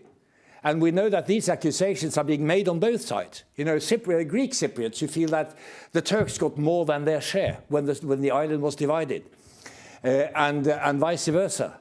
Turkish Cypriots who feel that the Greeks actually they took my grandfather's house. I mean, I'm not getting him back, and I haven't got anything by way of compensation. So this is not about cultural prejudice. It's about the feeling of injustice. Social injustice. So if you are a Palestinian on the West Bank, it doesn't really help to learn about tolerance and that you should regard the Jews as your equals when you live in one of those cramped settlements, which is almost like a warehouse, and one of those cramped settlements where you have a little bit of water dripping out of the tap about 2 hours a day, and then you look up to the illegal settlements. Okay, the illegal Israeli settlements, where they've got swimming pools and green lawns. So when you're confronted with this kind of situation, it doesn't help, to take courses in intercultural communication and tolerance. It can only take you so far. And this is one of the problems with some of the more idealistic views of identity. We think that if we only change people's minds, everything will be fine. No, we have to look at injustice and structural differences as well. So, and there are some wonderful books about tolerance, by all means. One of the best is by the Lebanese author Amin Maalouf, called in English Identities, I think Identities That Kill, something like that, yeah, from the 1990s. And he describes his background and his childhood in Lebanon, which is also diverse. With it's not just diverse in the sense of there being Christians and Muslims, but there are lots of different kinds of Christians and lots of different kinds of Muslims. And they don't really not necessarily see eye to eye. If you're a Maronite, I mean, that's very different from belonging to the Syrian Orthodox Church and so on. So it's really, and Beirut was, just like these great Central European cities, it was a crossroads, a place where people, and it has been, for 2,000 years. That coast was where the Phoenicians came from, the great traders of the Mediterranean in ancient times. So, and then Maalouf says that the problem here is that people are taught to be suspicious of each other. They are being told from childhood that they should be suspicious of each other. And that is part of the story, but it's not the whole story. Because if you are a Maronite and you need a job, who are you going to ask? Who's going to help you find a job? Maybe your relatives, maybe their friends, maybe people you went to school with, or maybe people you went to church with. And who are they? They happen to belong to the same group. I mean, it's the same as Mauritius. If you are a Hindu and you're looking for a job somewhere, the first people you may ask, the connections you have, the informal networks you have, are based on your religious and ethnic identity. Because you don't know, I mean, you have nothing against the Creoles, but you don't know any. So there's nobody you can ask. What I'm saying here is that these group identities, they're also embedded in people's everyday lives. And we have to understand that if we're going to deal with them, and if we're going to deal with the problems of identity politics and intolerance. It's not just about changing people's minds, but it could also be about changing facts on the ground. So anti-discrimination policies, ensuring equal opportunities, and both nationally and internationally. I mean, I'm not going into the ongoing debate here now, but quite clearly, you know, the just distribution of opportunities in the labour market, in education, in the housing market, so that even if your name is Abdul, you may actually be invited for an interview if you're qualified for the job, or if your parents came from Somalia, you can still rent a room. You know, you're not being excluded. These material circumstances may be far more important. And do I have another 6-7 minutes? That's great, thanks. Yeah, because I want to tell another story from Norway, because it's been 20 years now. This year, it was 20 years ago that a 15-year-old boy called Benjamin Hermansen was killed by neo-Nazi thugs in Oslo. And the only thing he had done wrong was that he had a Ghanaian father. You see, that was his only mistake. He had a Ghanaian father and a white Norwegian mother. So he was one of those very many people in this city with mixed ancestry, mixed origins. And there's been far too little attention to these people. Very few research projects. Research projects tend to focus on the Vietnamese or the Pakistanis or whatever. Lots of people have mixed ancestry. Now, Benjamin, when he was killed, it led to a national outrage. This, people felt, is not, you know, this is taking things a bit too far. We don't want this. We don't want to live in this kind of society.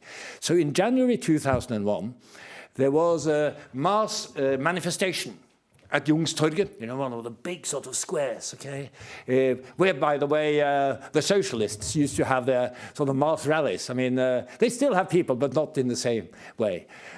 So shift from class to identity. But at Youngstorget, mass demonstration. And can you imagine? This was in mid-January, one of the coldest days in the year. I mean, when I try to explain this to people from outside, I say that it was the same temperature as you have in your deep freezer. Okay? You don't explain this to people in Seychelles and Mauritius. You see, people were still standing outside with torches and banners and were chanting against racism. So that was wonderful. It was heartening. And yet, there's always a but with us academics. And yet, I think the next day, some of the people who really felt earnest about this went back to work. They were in the committee, hiring committee. I mean, someone had applied, lots of people had applied for a job, and a few of those applicants were called Fatima, Abdul, and so on. And somehow, for mysterious reasons, they were never called for interviews. They were never invited for interviews because they were called Fatima and Abdul, unconsciously. And this is what some Americans mean by structural racism. It's not that you are racist, I'm not racist, but it's part of the air that we breathe. You just do it instinctively. They wouldn't fit in, they're probably not as good. And we know a bit about this because social researchers have done experiments where they have submitted identical job applications with different names. Okay? Steinar Johnsen. Yeah, please come in and we will ask you. You know, Abdul, sorry about that. You know, we already found someone else, but identical applications with the same credentials. So this is the kind of thing we should take seriously if we want to do something about this world of inclusion and exclusion.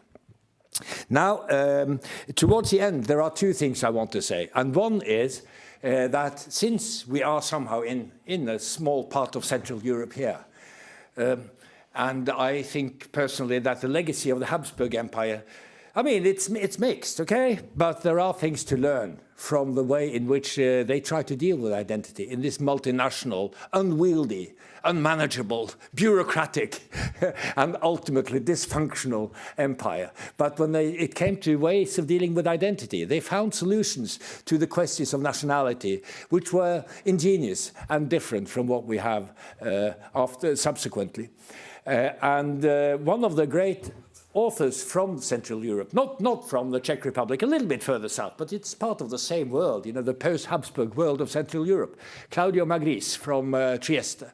This very mixed, originally very mixed Italian. It's now all Italian, but with a little bit of Slovene. But it was very mixed, you know, just at the end of the Adriatic Sea. And he writes in his beautiful book about the Danube that, you know, being a fascist is not loving your fatherland or your motherland or your language or your 19th century romantic poetry or your folk music or the place you grew up. But it is doing all these things and not realizing that other people who may live in a different place, they also love their 19th century romantic poetry, their parents, their fatherland, the place they grew up, and they are just as valuable as you are. That is fascism, when you refuse to recognize that other people who have different experiences have the same value as yourself. And I think this is very much what is going on in our minds, since borders exist in our minds, and we have to deal with that. We have to deal with those prejudices, but it may be even more important to look at the facts on the ground. I mean, when I was many years ago, I was in Lahore in Pakistan, and I wasn't actually driving myself, luckily, but I was with a friend who was driving. And I said, you know, bloody hell, mate, I'm sorry, pardon my French. I mean, how do you navigate this traffic? Because we see people, like all kinds of traffic, auto rickshaws, cars, motorbikes, they were sort of swerving in and out. And he said, well, there's one thing, I mean, don't look at the sort of the things the driver does, I mean, with his lights or waving his hand out of the window, but just look at the wheels. You just have to look at the wheels of the vehicles in front of you, then you may be okay. So in other words, a very sort of materialist. So don't look at what people say, but look at what they do. That's really my message. And finally, how are we going to deal with this problem of mixed identities, destabilized identities, and the counter-reactions, the attempt to, again, sort of freeze identities which have been loosened up a bit? It's not easy. I mean, in the United States, I mean, there's still just one category for being black, whereas many of those people who are black would be considered more or less white in the Caribbean. You know, I mean, you know, when I did fieldwork in Trinidad, there was a very famous African-American professor who came there on the anniversary of the abolition of slavery to give a lecture at the university, okay, from Atlanta. And the first thing I noticed when he came into the auditorium was that he was wearing very sort of colorful West African clothes, okay, Nigerian clothes, lots of yellow and red and stuff. And why was that? Why did he do that? Well, in order to conceal the fact that he was nearly white. In the United States, because of the one-drop principle, if just one of your ancestors is black, your blood has been so badly contaminated that you are black.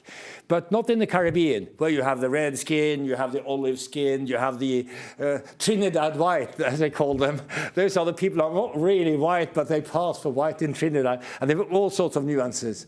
And that's just color. What about other things? What about gender? Maybe we can think about different ways of being men and women, and maybe something else. And maybe that is not necessarily a problem. There is a concept, and I'd like to mention this right at the end, which has been introduced in social research on diversity in recent years, and which I think can be quite useful when we try, perhaps, to recover a world where it is possible to live with many small differences, in spite of all the forces that militate against them. And that is the concept of superdiversity. Superdiversity used about contemporary cosmopolitan cities, such as London and Paris and New York, which are crossroads where people meet, or Bombay, or Mumbai, as it is now called. I hesitated for many years using the word Mumbai, because it was coined by Hindu fundamentalists, but now it has become established.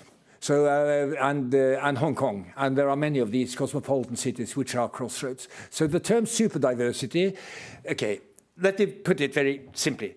In the past, people went from a few places, came from a few places, and they went to a few places. Now they come from many places, and they go to many places. So that's part of the story. But it doesn't end there, because superdiversity also means that you don't really have settled communities in the way you used to. So that in London, you knew where the Jamaicans lived. And you knew that, you know, the Bangladeshis, they live in Tower Hamlets in the East End, and the Jews in North London, you know, near White Hart Lane, okay, Tottenham football stadium, and South Asians in certain parts of South London. No longer the case. People live all over the place. And also, you cannot predict anything about an individual just by knowing his or her ethnic background or national background, because Pakistanis cover the whole range. And we see that in Norway as well, where the Pakistani Norwegians are the most established of the non-European ethnic minorities, been there for 50 years. You can't really predict anything about a person by saying that, you know, they're Pakistani. I mean, we have a sort of deputy, possibly our next prime minister of Pakistani origin, but I think of her as someone from southwestern Norway, and a bit of a control freak. You know, she represents the same sort of part of the Labour Party as Gro Harlem Brundtland did. You know, there's continuity there. Very powerful politician. And then you had the previous Minister of Culture, who just had to resign, who was also Pakistani origin. Now, I never thought of him much as Pakistani either, unless when he mentioned it, which he did actually.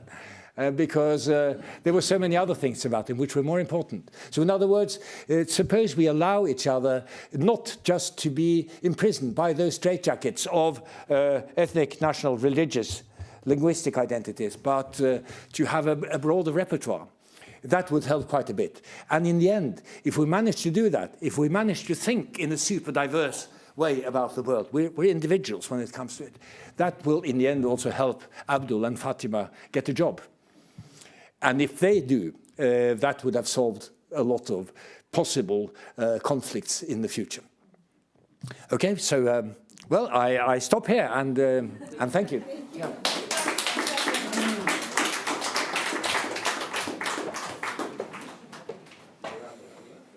Thank you so much, Dr. Helen Eriksson. I will say I want to also just applaud you on how many words you're able to bring to us in terms of your knowledge with having just a small little piece of paper to look at. That was very impressive. Thank you so much. We are really ahead of time, which I think is okay. We have now concluded this part of our day in terms of the academic and research part. I would like to just thank you all again for bringing sort of the migration and trauma and silence and how it goes into generations. And Kurt Rice, how you're talking about allowing foreign researchers and what that brings to the country of Norway in you know, specifically, but then also talking about the borders in terms of what borders are we seeing, what are we allowing, and how do we really integrate and talk about those borders. And allowing us to know new people in the world. One example I want to just bring to your attention, I don't know if you've heard about this, but I think there is a library in Denmark that is now renting out people for an hour of conversation instead of a book. So you can actually go and you can rent a person for an hour for conversation. I think that is such a beautiful idea about getting to know each other. So just, I think maybe we can inspire that in Norway and other places in the world as well. So I want to end our first part of the day here. We do have another guest in the audience who is also a part of our collaborative work, Ambassador Fazli Korman. Thank you for being here. This is actually his clue, yes, you can come up, to bring us a small welcome as a part of being a partner to this project. You had something, an engagement earlier today, so we're glad that you're here now from the Turkish Embassy. You're going to say a few words, and then we're going to actually have Ambassador Knut come back up and give us a little bit of directions when it comes to lunch, and then we will convene here again at 12:40. So for those of you listening from afar and on digital platforms, please join us back at 12:40. Welcome. Thank you very much. First of all, thank you for choosing a younger picture of me. This is actually from 8 years ago or so, when I was ambassador of Turkey to Yemen. This picture, yeah, I like to see it with darker hair now that the years had a toll on the color. Thank you very much, Ambassador, my dear friend, and everyone here, especially the Thor Heyerdahl Institute, for letting me becoming part of this program quite late in the process. But I was very much interested in seeing it, and as the theme of the discussion, migration and identity, these are very much subjects of deeper meaning to us Turks.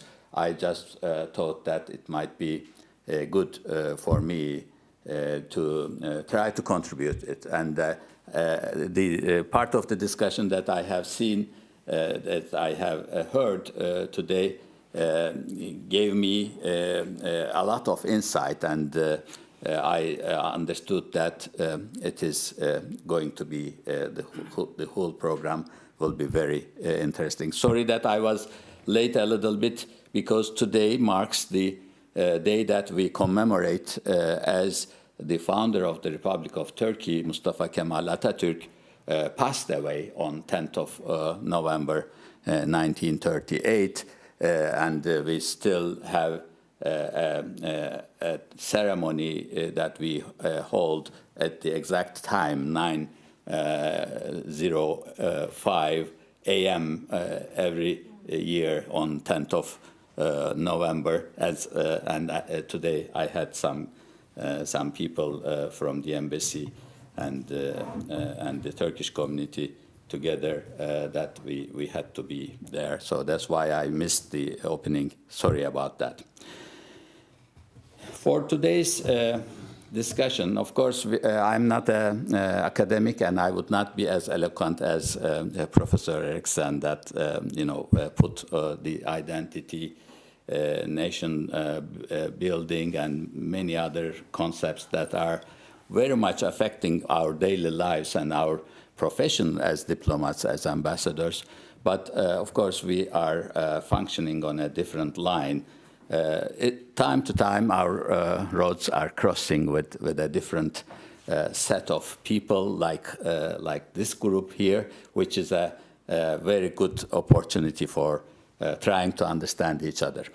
I tried to look into a good introduction, a good beginning of the subject, and I wanted to share with you this small book, How Iceland Changed the World, a very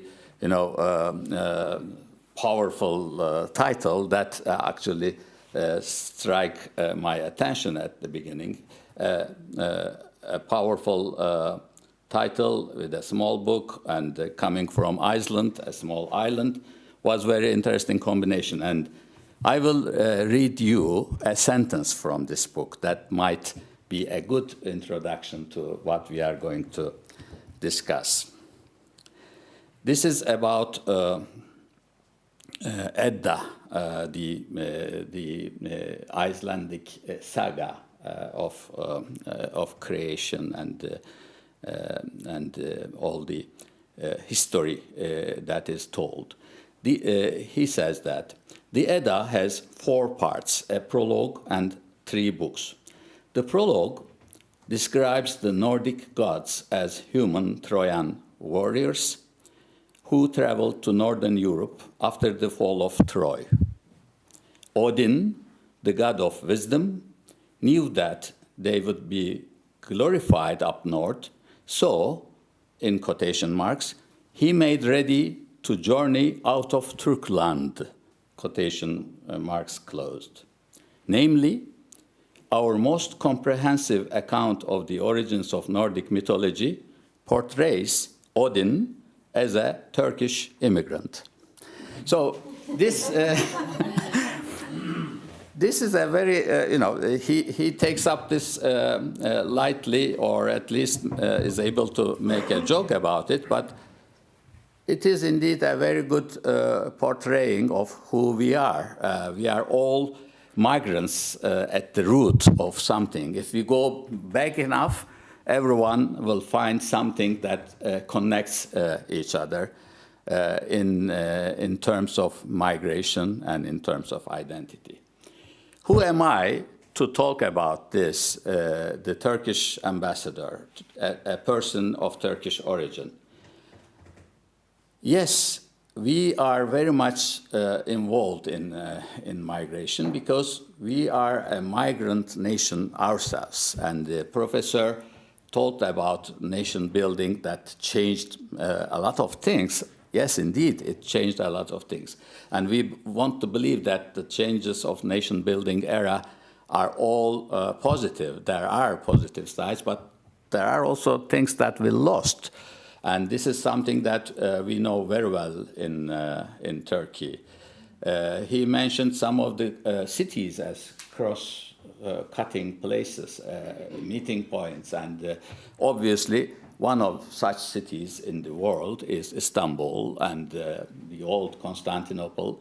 There's even a song named Istanbul, not Constantinople, because of this old story of trying to make known that its name has been used as Turks. We use it as Istanbul, but the historic name is Constantinople. So this kind of cities are showing the deep roots of this mix that we are part of. And the Turkish nation is a very good example of this mix. While I was in New York, before the years in Yemen, I was number 2 of the Turkish mission to the United Nations, and I took a time to attend a lecture in a university close to New York, and they asked me this question. What is the determinants of Turkish identity? And I tried to give an answer to that in 2 hours lecture. So I will not repeat that here. Of course, we don't have time and not necessary, but the main points of this, my attempt was this. I will try to give you the gist of it. Turks originated from Central Asia. So if you look at the identity of a Turkish person today in Anatolia, of today's Turkey, you would certainly find a Central Asian component. I was looking at this a little bit down as a modern looking, or not looking, modern aspiring person that had secular attitudes and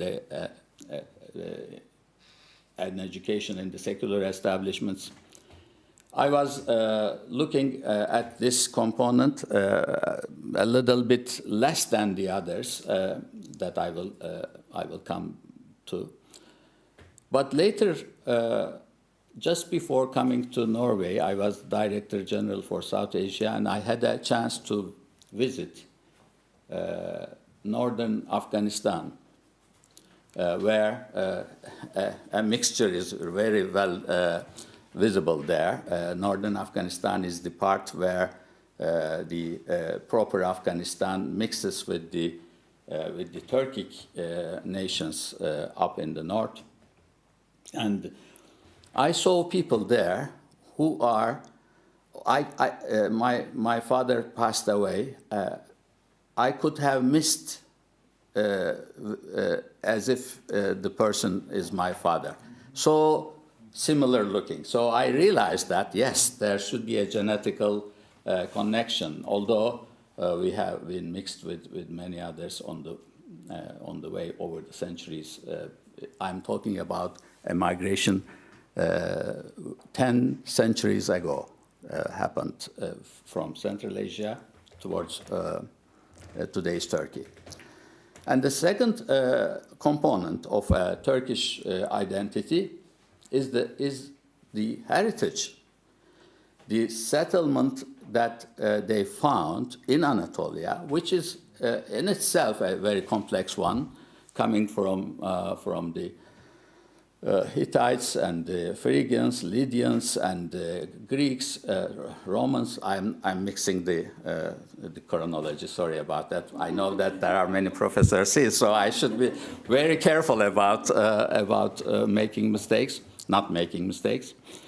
But all these combination or accumulation of cultures and the background in Anatolia was somehow absorbed by the incoming Turks, although they became dominant in a different way. Most of the time, the migrants would try to integrate into the community that they came to, but in the Turkish migration case, because of the military dominance or maybe power of the incoming Turks in terms of military power, they got very, not so fast, but in a couple of centuries time, they got the dominance. But there was a process of absorbing and accepting whatever they found in Anatolia, and they somehow became something that may represent both cultures that are resident and settled in Anatolia and the culture that the Turks brought from Central Asia. So in any case, it is also part of today's Turkish culture. And the Turks, when they were migrating from Central Asia towards Anatolia, they were also exposed to Islam as a powerful religion that was on the rise, whereas the Turks in Central Asia were shamanists, and they were having a more primitive version of a religion compared to Islam as one of the three largest religions in the world. And they adopted Islam, and that also gave them a component, a dimension in their identity. And of course, over the time, which component was stronger in a single person or periodically depended on the conditions of the time and the conditions of the person. For the Ottomans, who established a large empire and ruled a very large area and had a very big impact on the history that we are talking about, European history had always an impact, not always very positively imagined or perceived by the European side, but it is there, that impact is there. For the Ottomans, in an interesting way, they were very balanced in keeping these components alive. For example, the Sultan who captured Istanbul, who took Istanbul, declared that he is also a Roman ruler or a Byzantium ruler just after getting the city.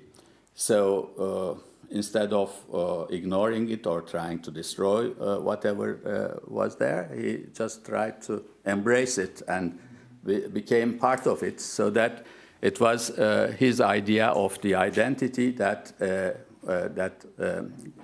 includes also the Byzantium one.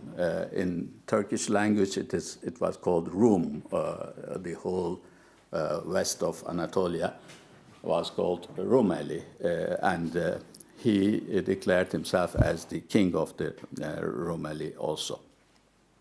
And when it came to the end of First World War, the destruction or dismantling of the Ottoman Empire, as you may know, from our perspective, it is like that. The First World War was mainly for the destruction of the Ottoman Empire and how it would be partitioned back to their components again. That was the main question in the First World War. And after the end of First World War, we entered into an era of nation building by what I mentioned, the founder of the Republic of Turkey, Mustafa Kemal Atatürk, after a war of independence, trying to clear out what is today's Turkey in terms of territory from the invading forces. He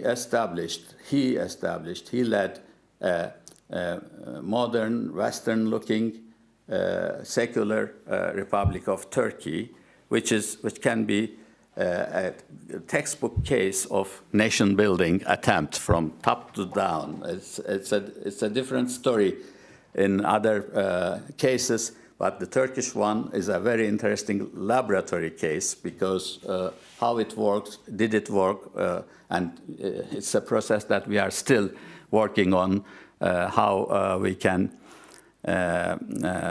come out with this idea of a Central Asian nation that took Islam on the way and established themselves as the dominant power in Greek and the Roman lands of Anatolia, can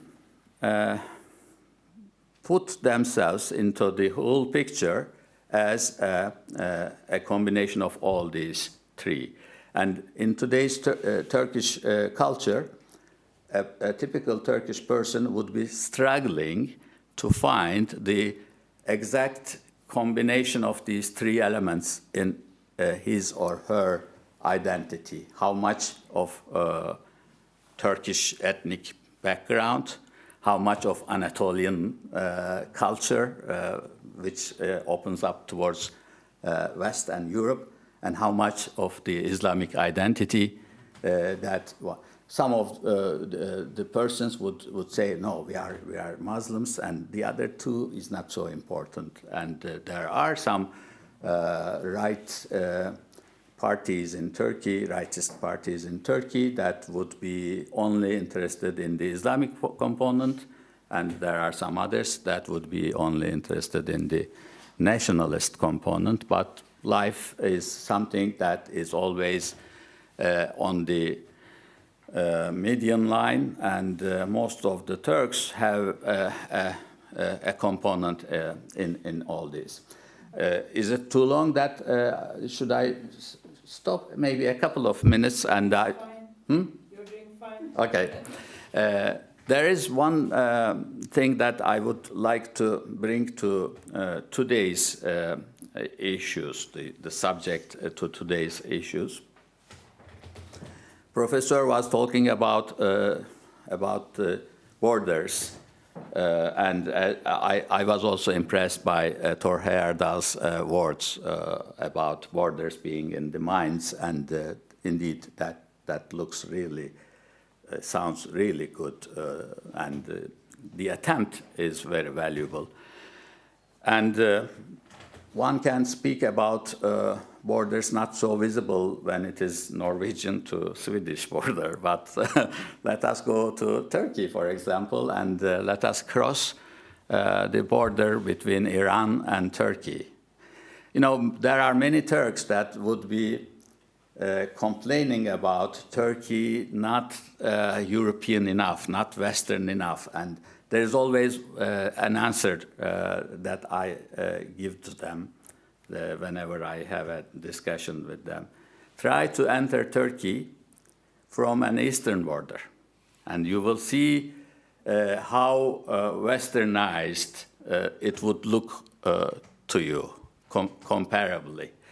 If you pass a border from Greece or from Bulgaria or from the naval borders to Turkey, from west to east, then it may look like that you are entering into an Oriental country. But the other way around, when you do the same from east to west, then you may feel that this country is somewhere in between, and it might be interesting to note the differences. Of course, when you move onto Turkish cities towards the west, the difference will become more visible. And by the way, I cannot leave two cities' names from this discussion. Thessaloniki, which was also a very multicultural city. One of the first foreign assignment that I had was in Thessaloniki, so it has also an important meaning to me. Plus, Atatürk was born in Thessaloniki, and he was also a kind of a mix background in terms of identity, which showed in his success later in life. And Izmir, Smyrna, as it is also known in the earlier. So these Istanbul, Izmir, and Thessaloniki was at three legs of the regional multicultural life of centuries in Turkey. So this border issue, let us come back to that, is of course very much visible in more dramatic crossings when you have it. I remember having a journey into Dominican Republic and Haiti, and that border, for example, is an interesting one that you can visibly see from a plane, because one side is full with the forests, and the other side deforested because of the difficulties that they had and they continue to have. So in some cases, the borders are so visible and so difficult to cross even that it brings us to the idea only maybe as an ideal one can look towards it. But Thor Heyerdahl is someone that I knew as a explorer, but I was really impressed by his connections, his ability to make connections among the cultures, and his ability to accept that we live in a diverse world, and when we look closer enough or deeper enough, we will always find something that would bind us rather than divide us. That should be, so it looks like a politician when I say this, but as diplomats, we generally function in the borderlines of so many disciplines, and sometimes we also sound like politicians. I would like to finish my words here with one point that, if I don't do that, maybe my job will not be done well. In today's Turkey, migration issue is a big one because we host the largest number of migrants in the world in today's standing according to the international statistics. The Syrians, 4 million Syrians are in Turkey. We cannot even register them as migrants as the international law dictates because of the obvious difficulty of doing it. Apart from that, many Afghans, many more are also coming after the recent issues in Afghanistan. So as Turks, we feel the migration issue. We have the effects of it from three different aspects or perspectives. We are migrants ourselves. We are an incoming country for migrants, and we also sent a lot of migrants to Europe. As you know, in Germany, at least 2 million Turks are living, and many other European cities have always a Turkish quarter where you can find döner kebab and other delicacies. There were jokes that Germans are thinking that they are the inventors of döner kebab, and they have accepted it so much that they forgot that it was that bloody migrant, the guest worker, who came to the country after the Second World War to help revive it, and that is the story. Of course, it complicates, and in today's world, the vaccine against COVID-19 was found by a Turkish origin German couple, which is a kind of a success story, that how the migration may work in a good environment, and Norway can also have a lot of bragging about this ability of embracing the migrants. So in Turkey, we see the migration from identity point as a country that receives it, as a country that sense, and also as a country that is functioning as a transit. Sometimes that role is not very well liked in Europe because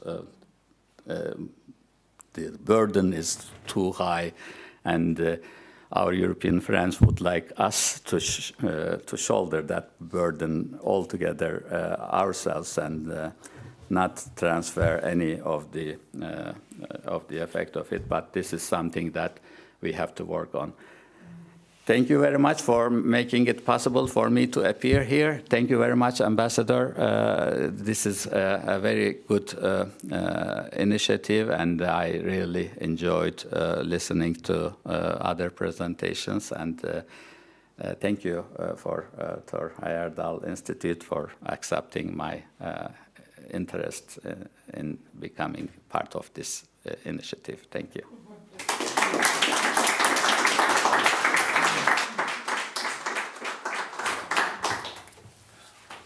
Dear guests, dear colleagues, after listening so interesting speeches and noble ideas, so I am almost ashamed that now I give you some information about the food. So the lunch will be prepared in 7-10 minutes in the upper room, because I would like to give time to my colleagues to order it well. So in 7-10 minutes all food will be prepared, and I really welcome you back on 12:40 as it was announced. So thank you. Thank you.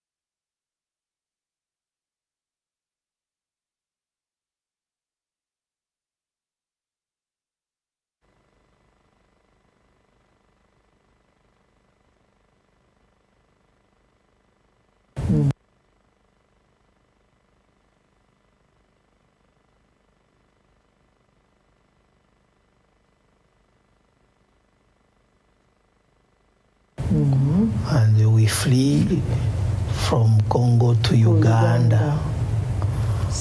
And in Uganda we made 17 years.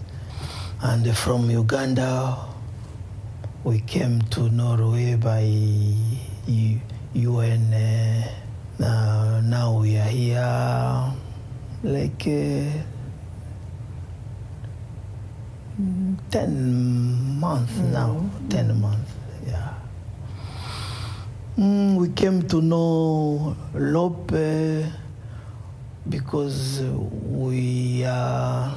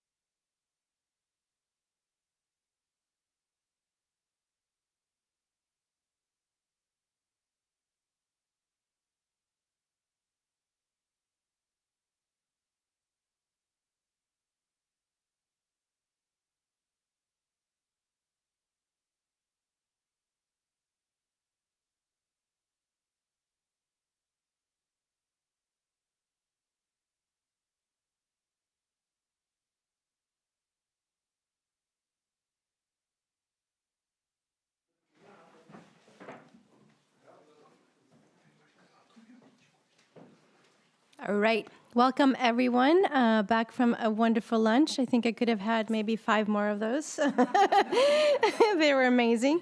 Thank you. So we've concluded our first part of the day. We're now moving on to the second part. We're going to have a lot of practical examples of migration and identity that are both taking place here in Norway and also in the United States. So the first one up is Dr. Peri Ilka Tinkman, who also has a birthday today. So just want to say happy birthday. Yay! Yes, happy birthday. And you are going to hold a session on micro-integration of refugees and migrants into the local society. So welcome. Thank you. Thank you. Thank you so much, dear Mr. Ambassador. Thank you for your great hospitality. Dear Thor Heyerdahl Institute, thank you for the invitation. Dear all, it's an honor. Should I stand here? Okay. I'm honored and I'm very nervous. My name is Peri Ilka Tinkman, and that means I am a mixed person. I am a result of the Turkish migrants to Germany. So my father is Turkish, my mom is German, my husband is Norwegian, my son is American. So I can stand here for an hour. I'm talking about micro-integration of refugees and migrants into the local society. And when I'm saying the local society, then I mean the region of Greenland. And that is a little bit further south of Oslo, and it includes the cities Skien, Porsgrunn, Bamble, and Siljan. Yeah, okay. So I'm so nervous now.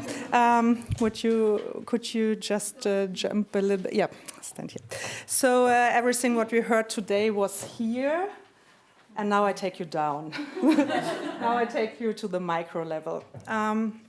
I founded LOPE, my association, 5 years ago. LOPE had birthday yesterday, and if you might remember what was 5 years ago on the 9th of November, I thought it was time for a little bit love and peace, and that is why my association calls LOPE, because that is the short version of love and peace. I let you thinking about what was on the 9th of November, because we shouldn't be too political.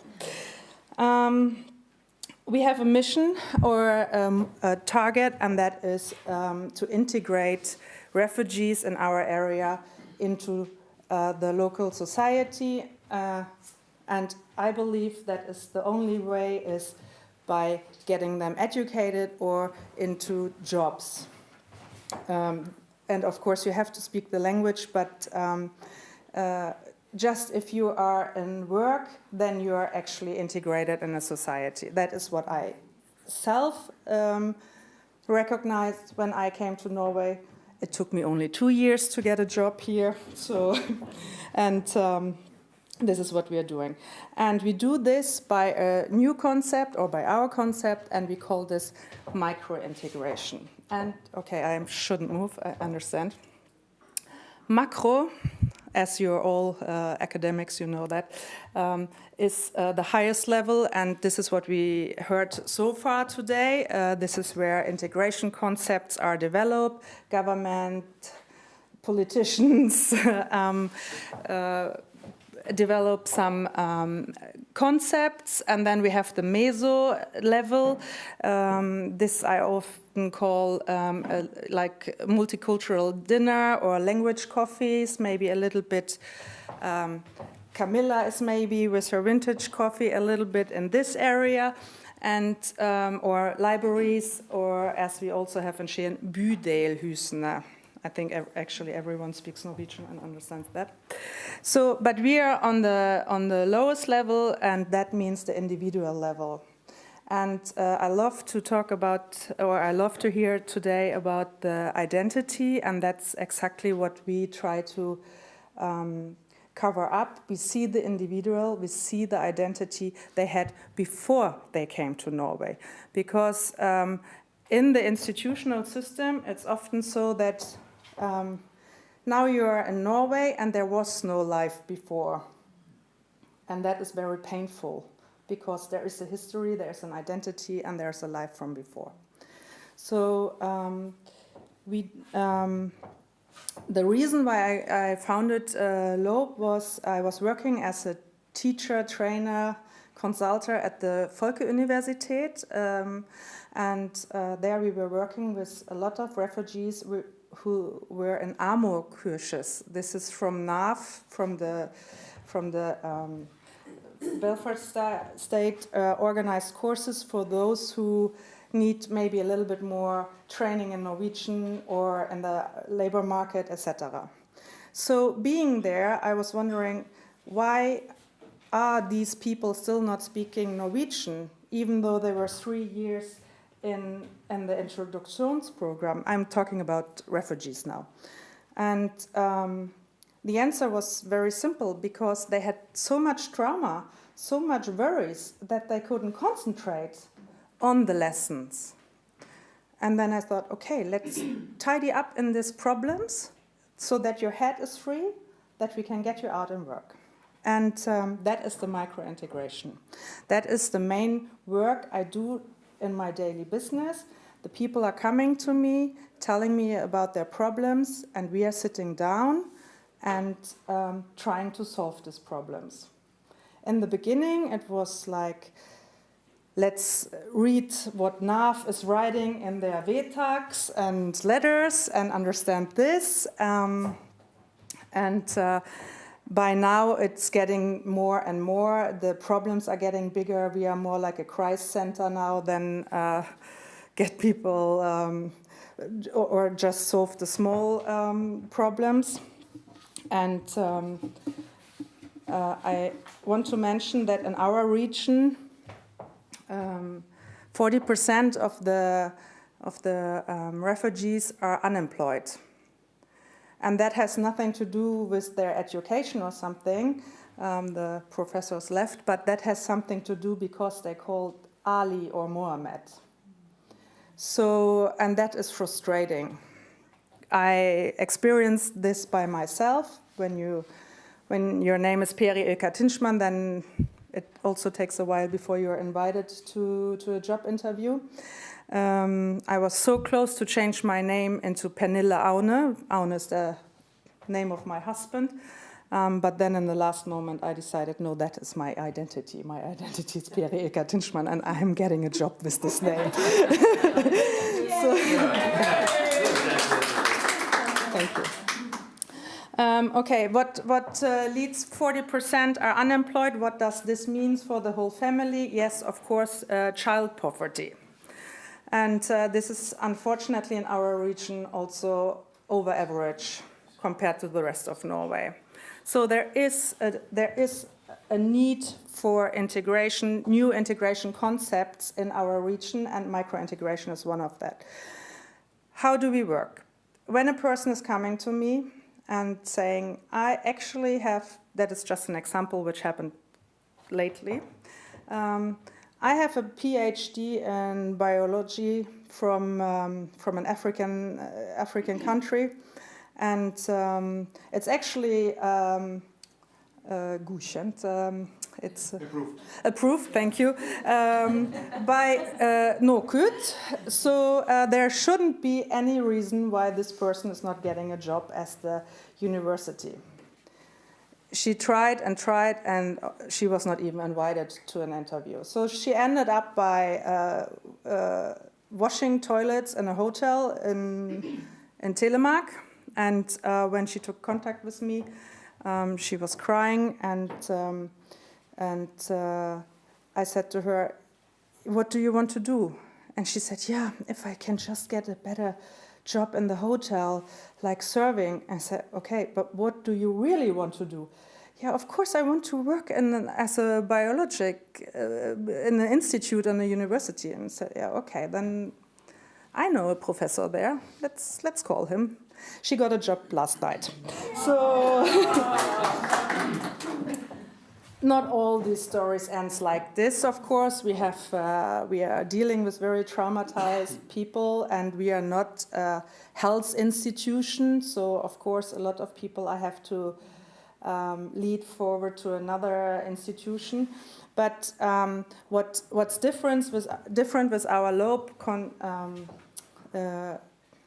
in relation to the public sector is we are available 24/7, also at the weekends, because crisis doesn't stop at 4 o'clock or in summertime at 3 o'clock.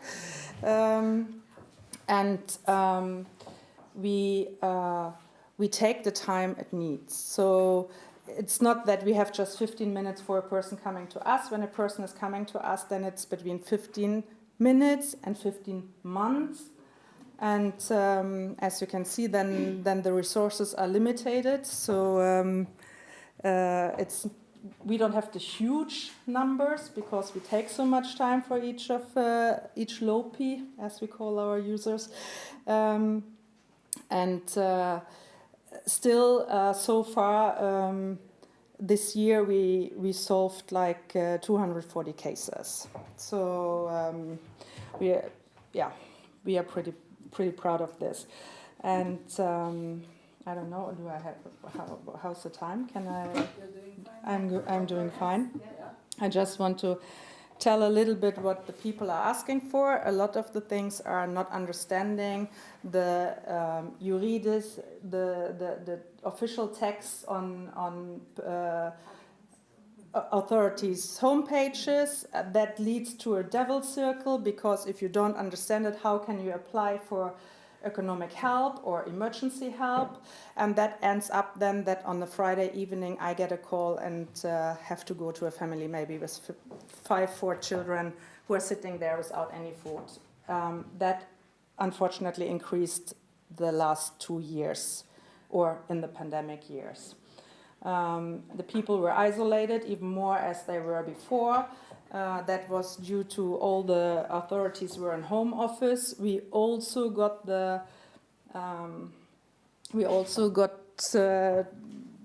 order to stay at home, but we resist. So we had our doors open because that was very important for our users.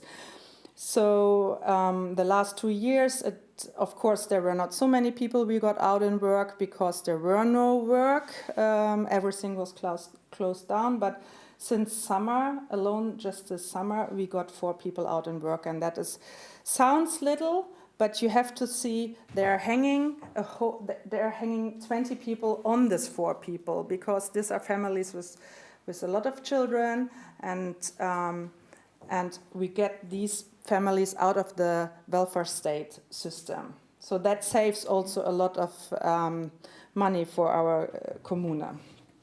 And why are we so successful? And I think we are. That is because we are a non-governmental organization. That means we have no, we don't need to follow any statistics. I have to be very diplomatic what I'm saying. We are not connected to any religion, to any political party. Everyone is welcome in our house, no matter what or where they come from or believe in, and our services are for free.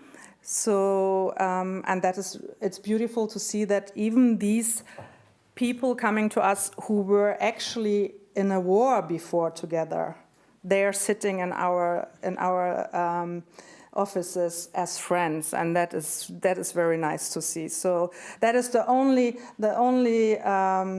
rule I have in my house. There's no political discussions as long as they are in my house or in our offices, and no discrimination. So, and I also want to say the last thing, I'm happy to see that here are a lot of men, because usually the integration theme on the micro level is a very female subject, unfortunately. I just want to make clear that integration work is not a knitting club on a Sunday afternoon. This is hard work. There are lives involved. There are individuals involved. There are identities involved, and it's very important for me that this is clear and understand that this is a hard work and not kuschelig. So, I think that's from me. I'm too nervous to say more, but I hope you got a little impression of how micro-integration works in our region. Thank you.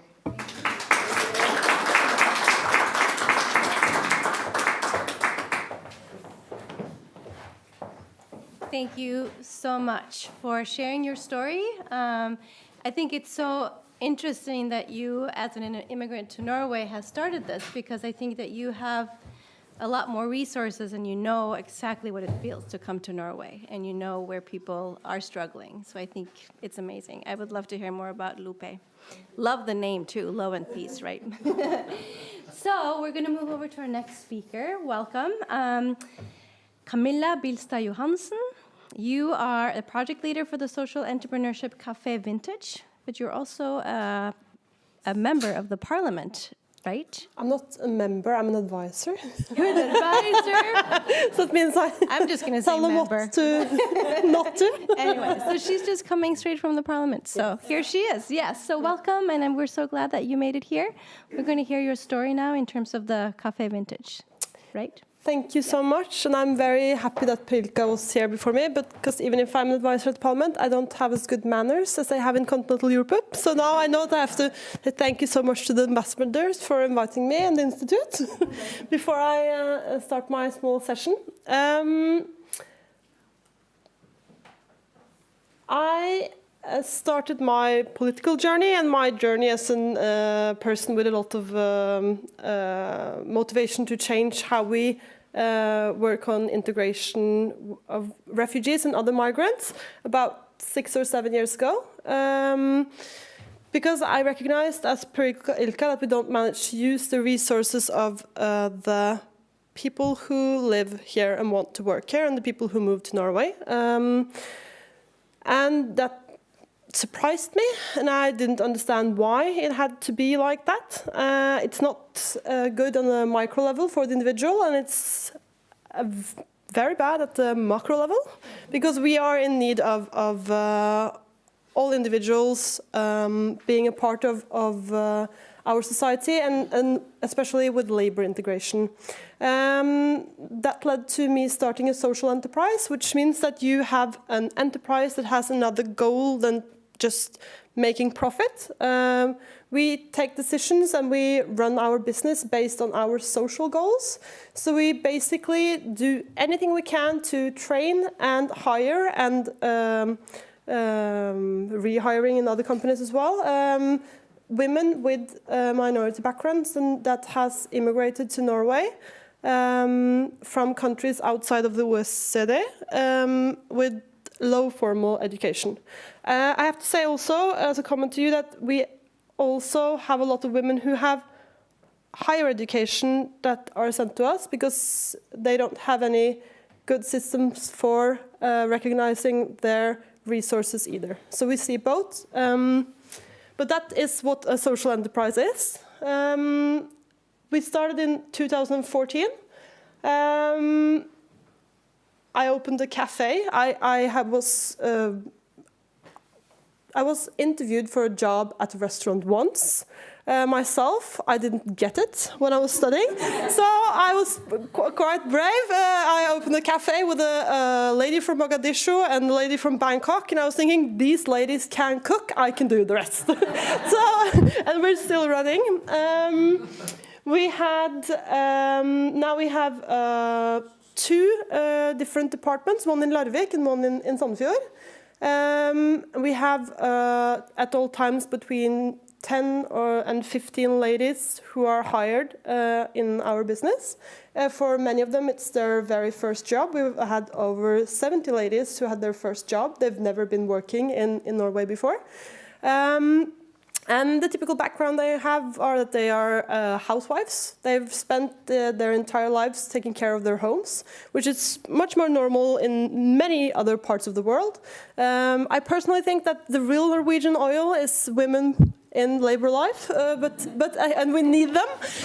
So we know what it does for our economy that women participate. So it's very important for us. We have several bottom lines. So we have our financial bottom line with typical services for within a household. It can be cleaning, catering, running canteens, taking care of the food service for different companies. So we cooperate a lot with the businesses around us.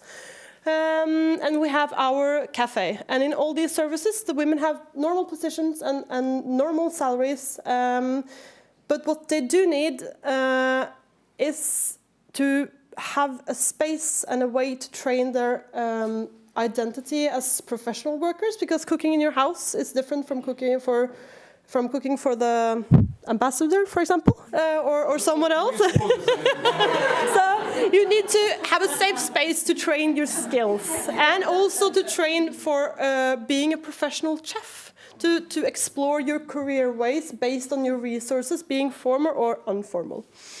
And we have had a close cooperation with our social welfare department since the beginning. I know that we have a lot to learn from other European countries when it comes to this, because I don't know what it is with Norway. We are a bit, we use a lot of time to question the way we do things, which leads to a family sitting with no food on the Friday afternoon and calling Perilka, or it leads to some of my ladies who are sitting at home and wondering, or they know after many years that their competence and their resources cannot be used because the opening for a job position with what they know and what they can learn, and these are adult men and women who have a lot of experience, and they have children to provide for, and they're sent into very long integration training for 6-7 years if they want to have a formal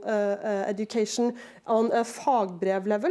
So that means that you're also sent to a life on social welfare for those 7 years, which means that your family will be in what we call a modern day poverty situation. So it's very serious for the people involved, both men and women. So that's what provoked me a lot. And I know that statistically, my ladies and their families are in a much bigger danger than almost anyone else to end up in this poverty situation. We need 2 incomes. It's not only the Norwegian oil, it's so expensive that in most families you need to have 2 incomes to be able to provide for yourself. And if we could, release the resources within these women, we know it would reduce the pressure on public welfare, which we also need, because we have a lot of seniors coming in years, that we know that it's going to be a big adjustment, also together with a lot of other changes towards a more green future. So we need to have a social and green future, and then we need to use all the resources we have in our society. So that's why I started my cafe, and Perilka was talking a little bit about this, like how do people learn? And modern teaching theory says that you need to build a house around the ground fundament in the building. So my idea was that if we take what's there from before and build on this, we will get a better result, and we will go further than if you start without a history from scratch. Because if you're 45 years, you don't start from scratch. There is something there. And the idea was to create an alternative classroom. It's very hard for people who are working in the public welfare office in my city to understand that it's a classroom, but it is a classroom because we build on the concretes And the names, if you eat a tomato, you see a tomato, you cook with a tomato, it's much more easy to remember the word tomato in Norwegian than just seeing it in a book. And that goes for all of us. So I did not know, and the same way that I didn't know if to cook very well when I opened, I didn't know if it would be working to have this alternative platform for learning, but it turns out it's working quite well. We have 7 out of 10 women who get their first job after working with us, and we have them there for a 6-month-long period, more or less. We also have mentor positions within local businesses, so that we have it's like a stair model. You start by being recruited by the Public Welfare Office, and then we are in charge of making the change, both in the identity, like the feeling that the work is important for me, this is what I want, I can do it, there's a job in reach. Then you have a change in motivation from the individuals as well. And also training with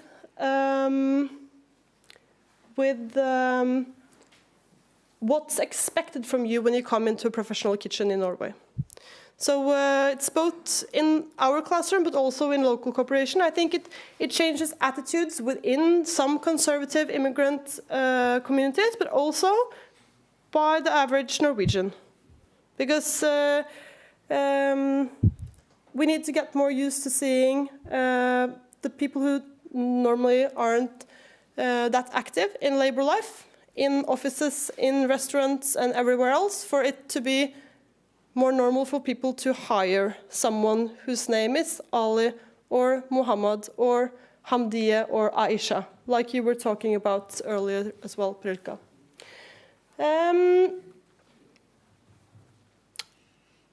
I think finding models like this is a concrete tool to reduce child poverty, definitively. Because the more people who can, and families who can have their own social mobility, what's the more profound freedom than being able to live your life like you want to, getting the start. If you mobilize and you move from Mogadishu to Norway, you have a motivation, you have wishes, of course, and you have, of course, you want all well for your kids and family. So having enough to survive and having to be able to make your own choices, because you are working and have your own income, it's the first level. We need to reduce unemployment. What's better than getting a job? You had 40% of the refugees who were unemployed. It's, I think, 2.7 in the major population, so that's quite a big difference. And in my target group, it's higher than in the majority of the immigrants. So it's a severe problem. I think also that I don't think I know that when the mom works, it does something about both the results in education and also the connection to work life for children. So I think if you get mom working, you can also change social inequality between generations. So it's a short time and a long time change.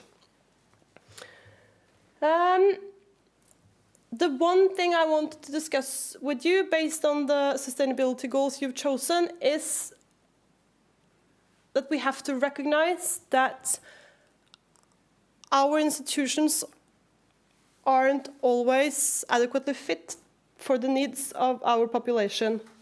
And what I see is that in Norway we have an education system that's not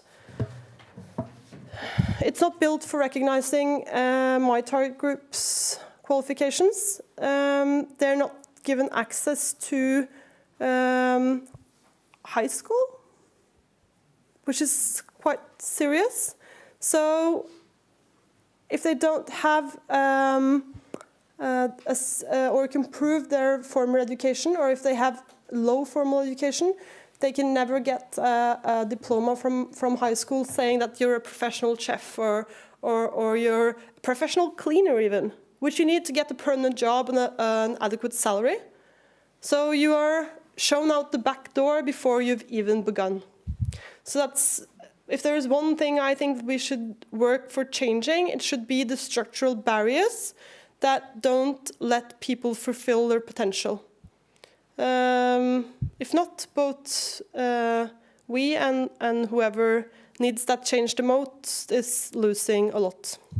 I have no clue on how I'm doing on my time because I'm talking machine, but You're doing fine. yes, that's I think is what I wanted to share with you today. Thank you very much. Thank you.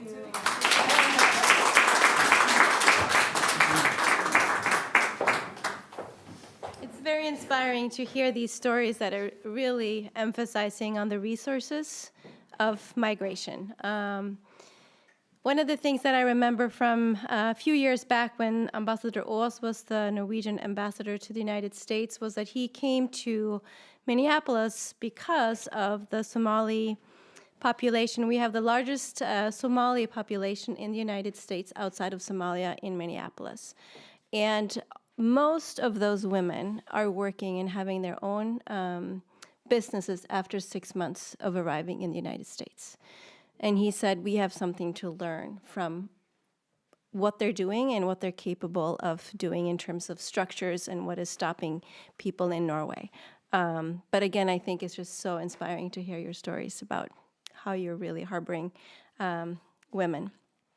Also want to just talk about the concept of språkbad, which is being immersed in language, and how when you are doing everything Norwegian or doing in another language, you learn so much easier. And I'm thinking about these women that you work with who and come from all different parts of the world with all different languages.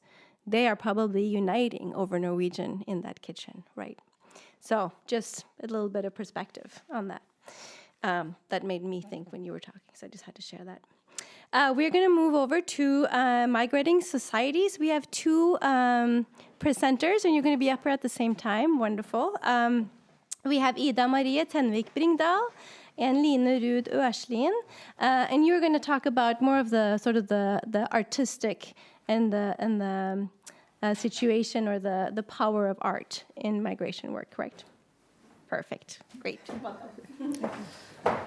Yeah, ambassadors and the Thor Heyerdahl Institute, thank you so much for inviting us to talk about this project that is really close to our heart. Migrating Societies was an exchange program that Telemark Art Center in Skien had from 2015 to 2018 in cooperation with the Telemark County Council. I'm just trying to get this work. Oh, I'll put.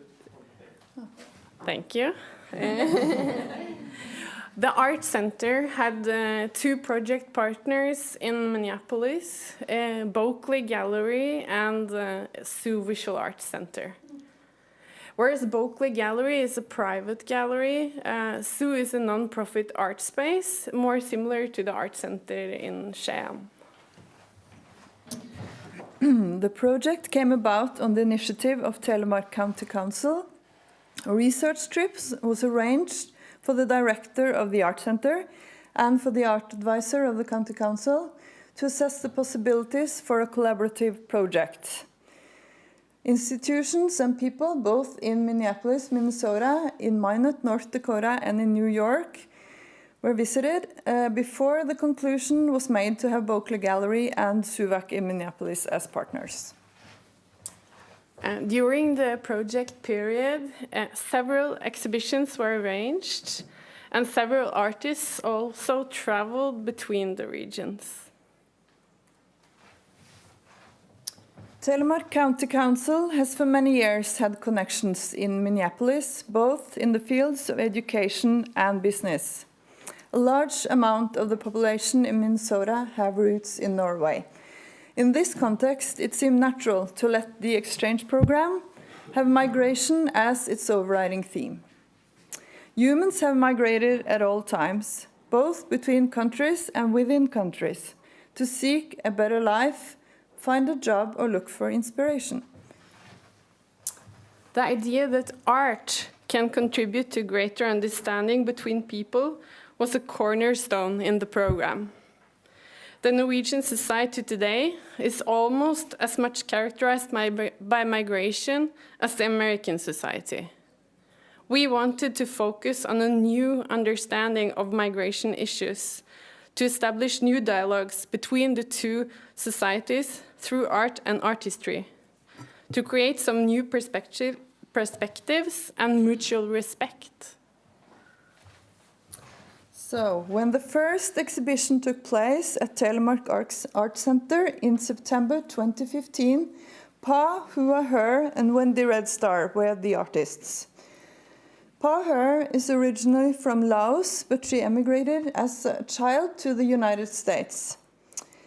The works on display at the Art Center were portraits of war veterans from Laos who fought on the American side against North Vietnam in the Vietnam War. The veterans, who belonged to the Hmong minority, later emigrated to the United States, but they were not celebrated as war heroes there. All equipment for uniforms and medals are purchased online. Also, they do not receive any funding as veterans from the state, and they will not be buried at Arlington Cemetery. There are many indigenous groups in the US. These various groups have also migrated both geographically and culturally over several hundred years. When new settlers arrived in the US, many tribes were forced away from their original territories and into reservations, where their life often became very hard. Wendy Red Star belongs to the Native American group of Crow Indians. In her art, Wendy Red Star explores cultural identity and also the connections and contradictions between Crow culture and contemporary culture in the US. Red Star's work often includes cliched representations of Native Americans, colonialism, the environment, and her own family. Her humorous approach and use of Native American images from traditional media draw the viewer into her work while also confronting romanticized representations. She juxtaposes popular depictions of Native Americans with authentic cultural and gender identities. Her work can be described as funny, brash, and surreal. Both artists visited Telemark during their exhibition period. They met several of the local artists in Telemark and gave lectures on their art at the Art Center. The exhibition of Marilyn Owens at Živý opened in the fall of 2015 in Minneapolis. Owens is originally from England, but she immigrated to Norway some 20 years ago. In Minneapolis, she exhibited a number of graphic works. I don't think it jumped. Yeah, perfect. She's interested in questions about the passing of time, people and places that are now lost to us, and events that often create unwanted changes. She spent 3 weeks as an artist in residence in Minneapolis, where she made new connections in the local art scene. She visited places in the city with connections to the Scandinavian immigrants, but she also visited other areas characterized by different ethnic groups. Back home in Norway, Owens created new graphic work based on her experiences with being in Minneapolis. She called the series Guns and Ammo, and the picture you look at now is of an etching with the title, How Can You Own the Rain and the Wind? The series title comes from the name of a shop she went by on her everyday walk in Minneapolis, and the work she made afterwards was the artist dealing with the impressions of her study trip. For these two exhibitions, the one at Živý and the other one on the other continent at Telemark Art Center, we created one catalog, including a text by the American native author Louise Erdrich. Her writing is on most curriculum lists in American schools. She received the Pulitzer Prize in 2021 for her novel, The Night Watchman. We are very proud that she took interest in the project and for having her text in one of the catalogs. Andrea Carlson grew up near the Great Lakes in Minnesota. She had an exhibition at the Art Center in Skien in 2016, and she was also an artist in residence in Telemark at the same time. Her artworks are drawn landscapes with cultural and thematic references from the area where she grew up. Her aesthetic has strong ties to comic books, mixed with elements from the Ojibwe culture, the largest indigenous tribe in Minnesota to which Andrea belongs. In her art, there's a fusion of popular and ancient culture, and she also questions our perceptions. The exhibition was called The Cannibal. Carlson works with complex narratives that mine the uneasy subject of cultural stereotyping by museums and popular cinema. She deals with terms such as cultural appropriation, where sometimes wholly elements from one culture are borrowed and used by another. The elements are looked upon as exotic, but at the same time the content and meaning is being transformed. The problems often arise when majority cultures borrows from minority culture without accreditation and or the willingness of understanding the real value. In the United States, this is an ongoing source to discussion and cultural struggle. We have also seen this question being more and more addressed in Norway, but this exhibition was one of the first to raise these questions in Norway. This shows some of the value that lies in cultural exchanges between different regions and cultures. Carlson visited both Telemark and Oslo during her stay in Norway and made connections to the art scene, and also a lecture on her art to a wider audience. The catalogue contains text by several American authors. In the introduction written by the two of us, we raised questions related to immigrants to Norway. Do we make it possible for them to keep some of what is theirs? What exactly is Norwegian culture? What do immigrants to Norway bring with them? What can enrich us? And in what way should we demand respect for our values? Through migration, the world has in many ways become smaller, with different cultures living side by side. How can we understand each other and learn more together?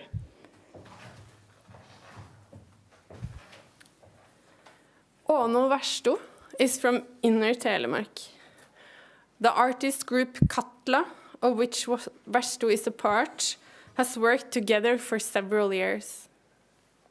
During their exhibition at Suvac in Minneapolis in the autumn of 2016, they displayed a project that presented a fictional discovery of a new archipelago that Katla found on its way over the Atlantic Ocean to the US.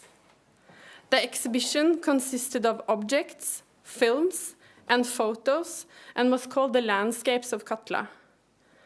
They wanted to question how our common storytelling, for instance in museums, can also sometimes be quite fictional.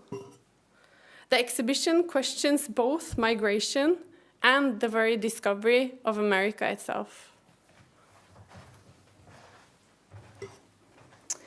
Mohammed Munin is a Somali immigrant to Minneapolis. For 3 years, he worked on a photo project where he portrayed 13 young Somali men living in Minnesota. The exhibition, The Youth, was shown in Telemark in 2017. Munin wants to shed light on how these men make their contribution to the American society, their new homeland. They take part in a broad range of activities, from entrepreneurship to social activism, and they all want to take an active part in their new society. At the same time, they have an internal conflict related to both feeling as a part of society and as strangers and foreigners. In connection with the exhibition, a newspaper with testimonies was made. There was also a video where the Somali men shared stories about their travels to Minnesota and the conflicts they feel in connection with, at the same time, trying to be themselves and also belonging in Minneapolis. There is a large Somali population in Skien. When Mumin was in Skien, he had workshops on his working methods with both adult students who were new in Norway and with school students. At the exhibition opening, a completely new audience group came to the art center. It was moving to see, maybe also because the art field is often very white. At this event, several people in Skien probably felt that the exhibition was about them and about themes that they could relate to. To be able to make a more sustainable future, we believe that an understanding and respect of other people is necessary. We found a lot of connections in Minneapolis, colleagues, friends, and people to talk with and learn from. The basis of doing a project like this, where the artistic methods are the most important, is knowing how to look for quality in the projects and how to find expressions that are interesting. You cannot start with a thematic umbrella, but you have to work your way through an ocean of thoughts and suddenly find the most obvious answer. We are grateful for the knowledge this has given us, and we hope you as an audience found the travel somewhat insightful. Thank you.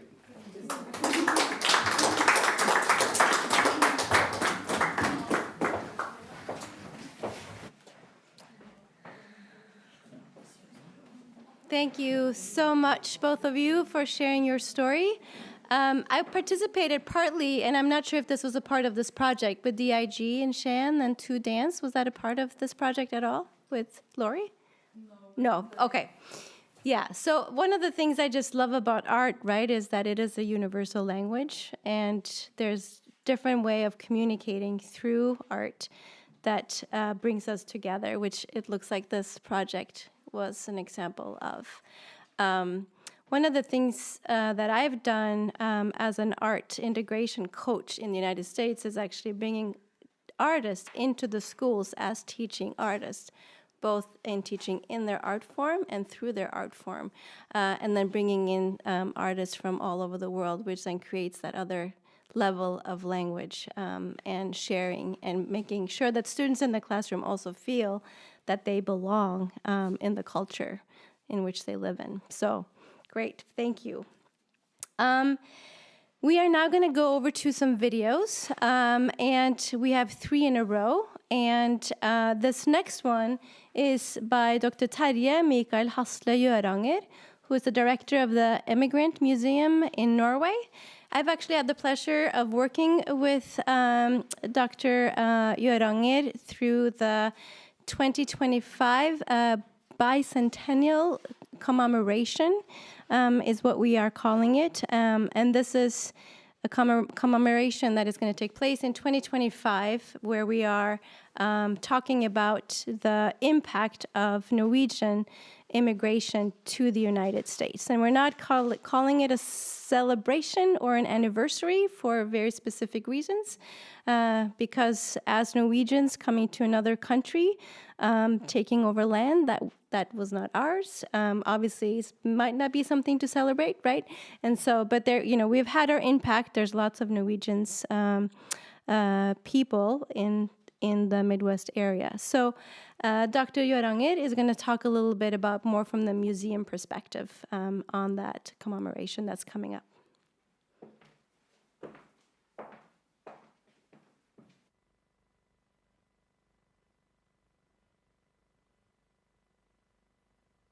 Hello, My name is Terje Mikael Hasli Oranger, and I'm the director of the Norwegian Immigrant Museum.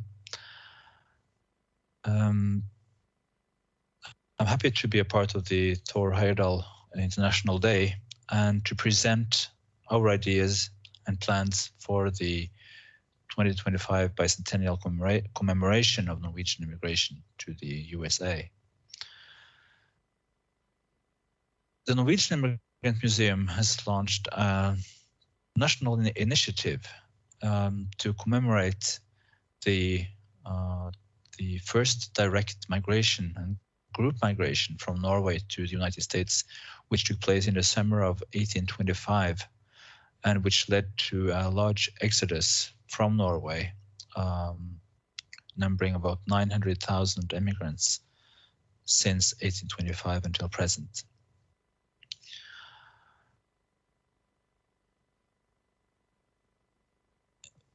Our objectives are threefold. First of all, to highlight an important and highly relevant part of our national history.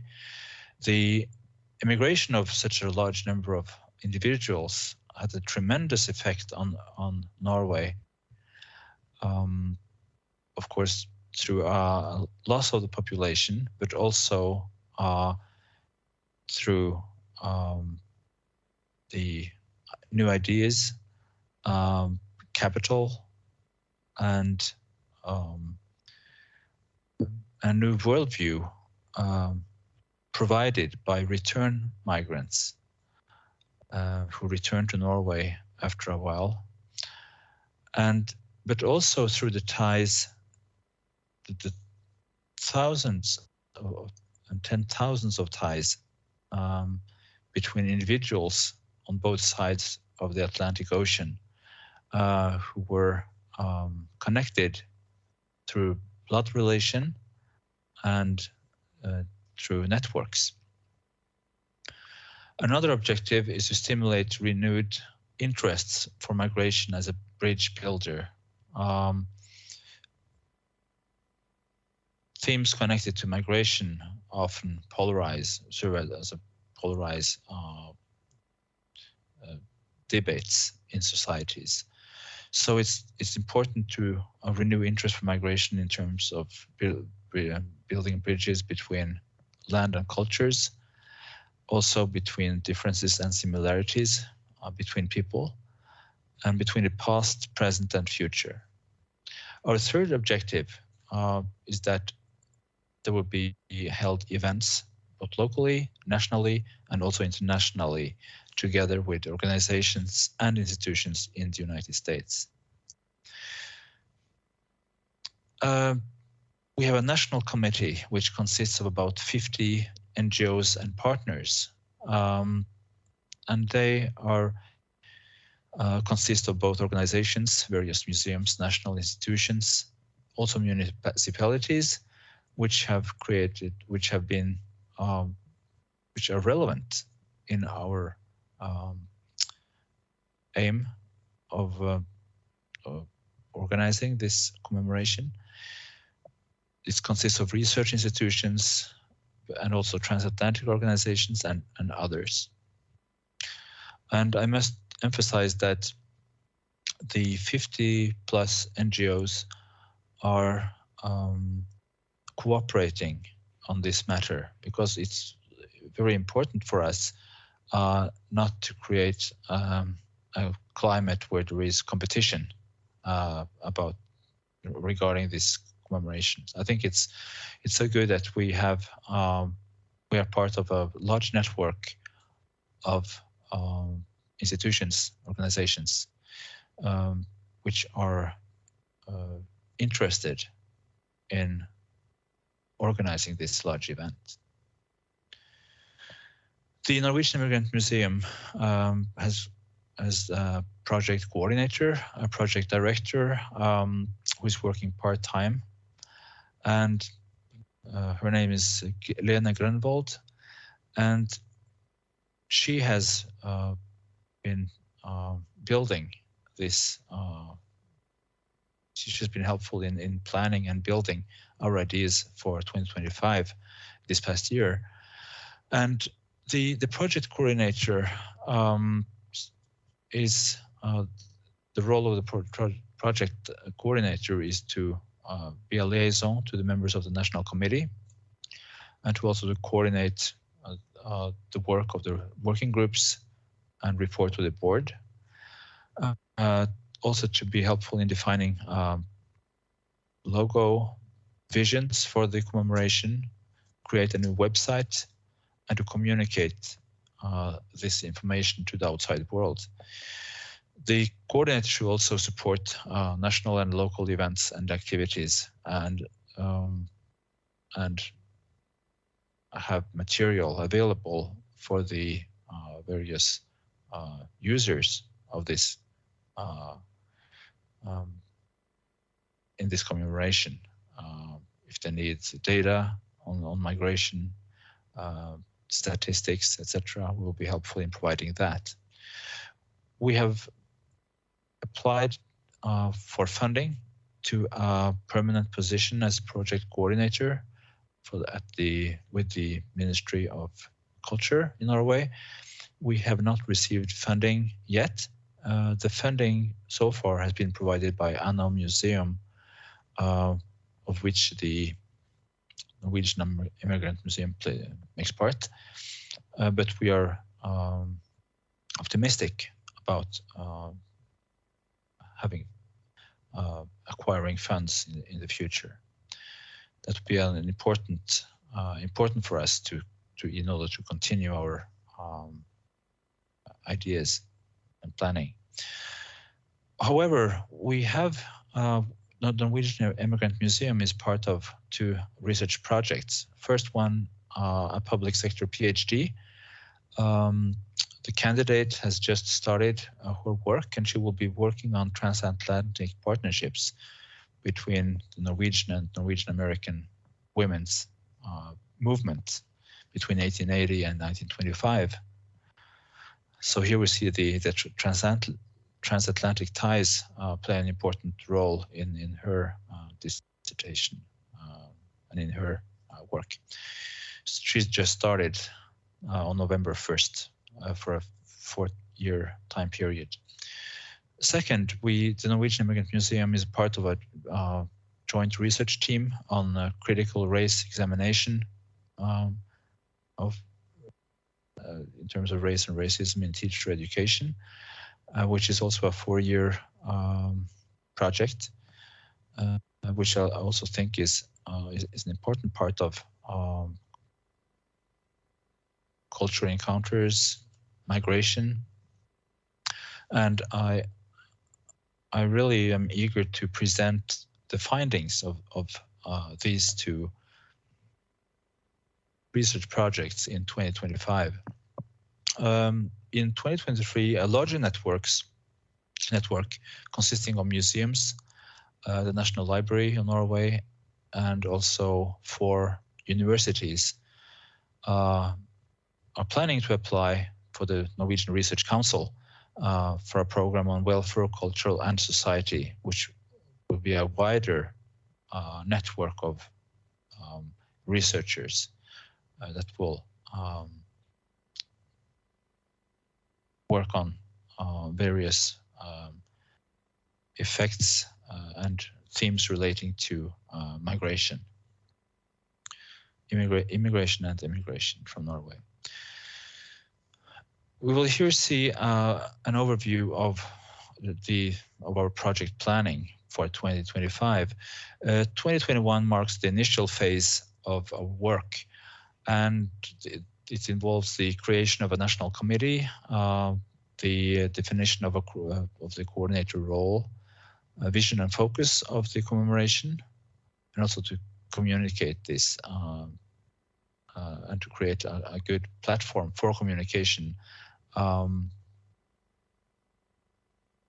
between the actors, between the network in the national committee and the public, and also to initiate research in the field. The time period 2022 to 24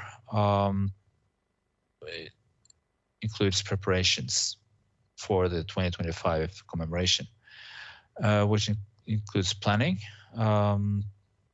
to initiate project or to enter project, be a part of projects that are relevant to the commemoration, the production of material, and also to create good ties of communication between the participants, between our network, and also the public at large, and to continue our research on themes connected to the migration movement from Norway and abroad. The 2025 commemoration will include national and local activities, the opening of an exhibition, a permanent exhibit at the Norwegian Immigrant Museum on global migration from Norway. We will present findings in terms of research that has been done the years leading up to 2025. And we also wish to initiate debates in the field. Follow-up year of 2026 includes the maintenance of focus on the theme. 2025 should not be the end year of our focus on migration, but it should be ongoing. We wish that the commemoration in 2025 should be an ongoing theme in society. We will continue to present new research and to communicate our work with the public, and also to continue to create debates regarding new findings and in relation to the theme itself. The 2025 commemoration makes part of a larger jubilee, a national jubilee of 2030, which is the millennial commemoration of Saint Olaf or Olaf Haraldsson's death at the Battle of Stiklestad in 2030. He was the King of Norway, and his death had a significant impact on Norwegian society after his death, both in terms of both politically, religiously, culturally, and also in terms of legislation. So a number of national commemorations or jubilees will take place from 2021 until 2030, leading up to that large national jubilee, headed by the Stiklestad National Cultural Center.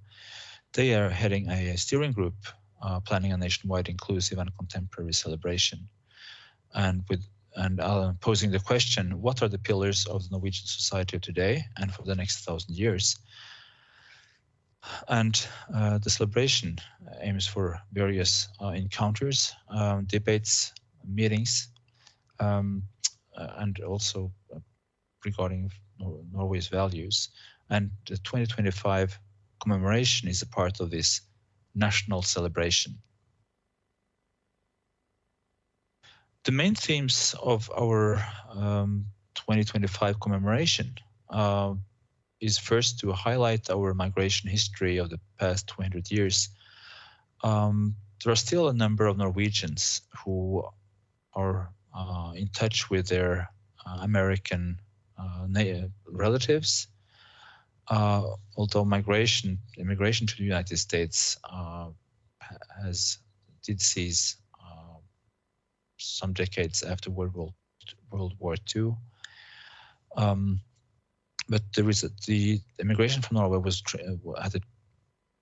a tremendous migration, flow of people who traveled across the Atlantic and created new societies, new communities in the United States.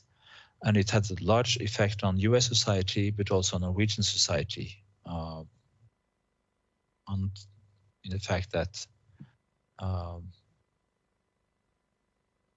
many of these immigrants came back after 1880. They brought with them new ideas, a new worldview, and also capital to build Norway. So, in fact, these immigrants were nation builders on 2 continents. We wish to enter new perspectives and told stories and new target groups.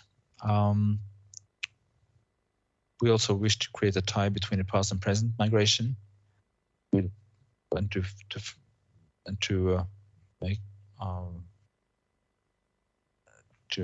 introduce that Norway has gone from being a net immigrant country to a net immigrant country. It's about ethnic identity and adaptation. And the third theme is to build stronger ties with current and future Norwegian diaspora. We'll take a look at these 3 themes here. First, to highlight Norway's immigrant history. Immigration is fascinating because it's made up of individual stories. And all these individual stories make up these large immigration movements. So it's important to try to grasp some of these stories and to present them to the larger public. But also, it's important to present new perspectives on migration history, perspectives that have hitherto not been presented. We wish to include the migration to several continents. The United States is central, but also to show that migration from Norway also at various directions to several continents, not only to the North American continent. Wish to include recent immigration or recent migration streams from Norway, the effects on return migration on Norwegian society, as previously mentioned, and how various forms of freedom can be connected to migration, both in terms of religion, politics, and in developing increased welfare. But also the more negative aspects of migration is important to include here. I mean, the themes that have been silenced and also negative effects tied to the migration process. For instance, what happened to the Native Americans who ceded their land to Norwegian immigrants who prospered on farms previously inhabited and used by, cultivated by Native Americans. The Native Americans were forcibly and moved from their hunting grounds, and also through the signing of treaties, which gave a white European population the chance to enter U.S. society in a serious efforts by U.S. Authorities to create a wide white settlement from coast to coast on the North American continent. We also wish to create a tie between past and present migration, and to create an interest for migration and identity across borders. It's important that our knowledge about Norwegian emigration to the United States can create an understanding of processes connected to contemporary immigration to Norway. And among others, how the negotiation between the immigrant and a host country, a host society,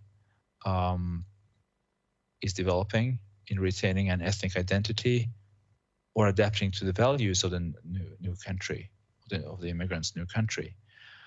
Which are the consequences for children and youth? This is an studied theme. What are the consequences in terms of gender, religion, and ethnicity of immigrants? And we also need to study the creation of hierarchies in terms of privilege, and also racism, and the concept of whiteness. I will explain whiteness here the whiteness is a construct, a social construct, but it pertains to privileges given to a certain population as compared to other groups in the population. For instance, Norwegian immigrants to the United States, they were white, they were Protestant, they were held in high esteem by the Anglo-American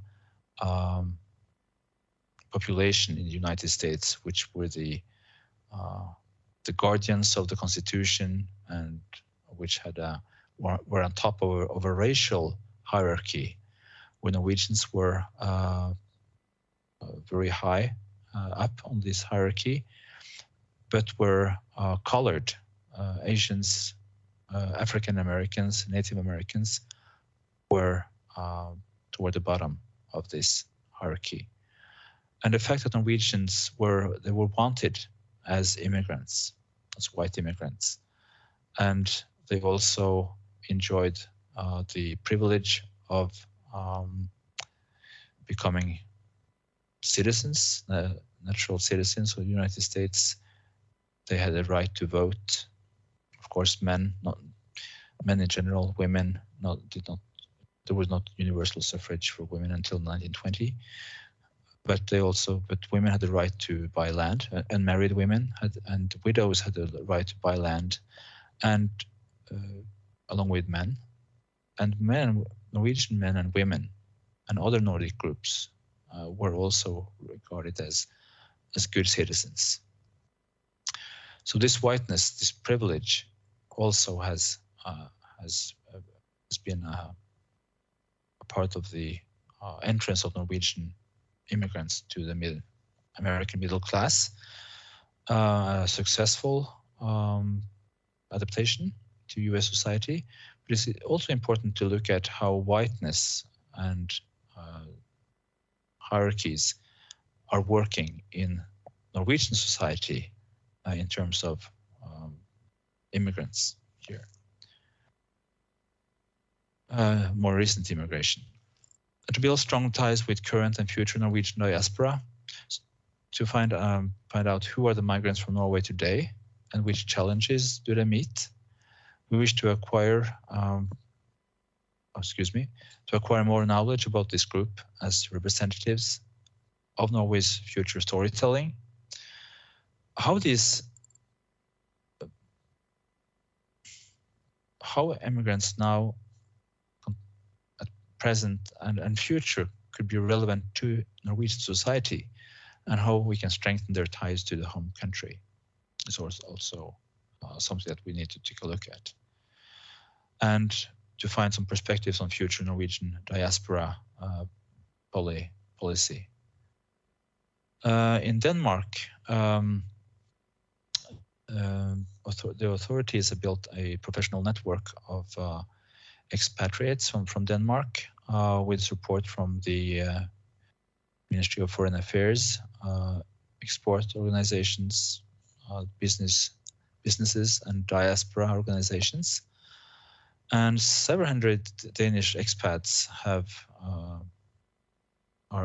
said that they're willing to assist Danish businesses with opening doors and to give advice. So this is also something that we can take a look at. I now wish to end my presentation. Thank you for listening. I hope that the presentation has been a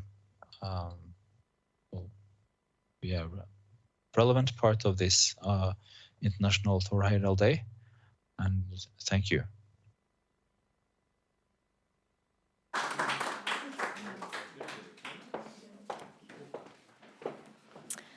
So I just want to thank Dr. Hjordanger for his presentation. I know it's a little different format when it is on a video, and we have two more on a video. So we, of course, want to give them the space to share their stories. The next one up is Christina Carlton. She's the executive director of Norway House, which is based in Minneapolis. and she might say a little bit more about just when Norway House came to be and how it came to be. Augsburg University, which I represent, work closely with Norway House. I actually have a student from Volda coming to Augsburg in the spring semester who's going to be an intern at Norway House in planning and administration. So there's lots of crossovers. And Christina's presentation today is going to be on living side by side, a neighborhood case study in building a relationship among indigenous, long-established immigrant, and newer migrant groups in Minneapolis.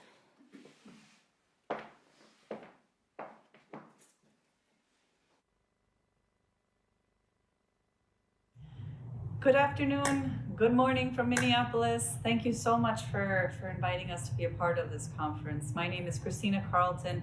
I'm the Executive Director here at Norway House, and our mission is to connect contemporary Norway and the United States through arts, business, and culture. Thank you so much to everyone for putting this conference on. It's just wonderful to be a part of the Heyerdahl Conference on Migration and Identity. With today's topic in mind, I'd like to present you with a little case study in people living side by side from different backgrounds, balancing ties to their identities with living and working together in community. Let me first show you where we are on the map. So this is the US, and we are here in Minnesota, in the heart of our state's largest city, Minneapolis. As you can see here, we're located quite close, about 3 kilometers away from the event that sadly brought international attention to our city last summer in the killing of George Floyd. And now we finally narrow it down to the neighborhood in our city that Norway House calls home, Ventura Village. It sits among the most diverse neighborhoods in the US with perhaps about 100 languages spoken, and one of them being, of course, Norwegian. We are a neighborhood of migrants, both recent and less recent. 100 years ago, our neighborhood was heavily populated with recent immigrants from Norway and Sweden, and many with few resources and limited English proficiency. A number of important institutions for Norwegians and even Swedes are located close to us, and the Danes, of course.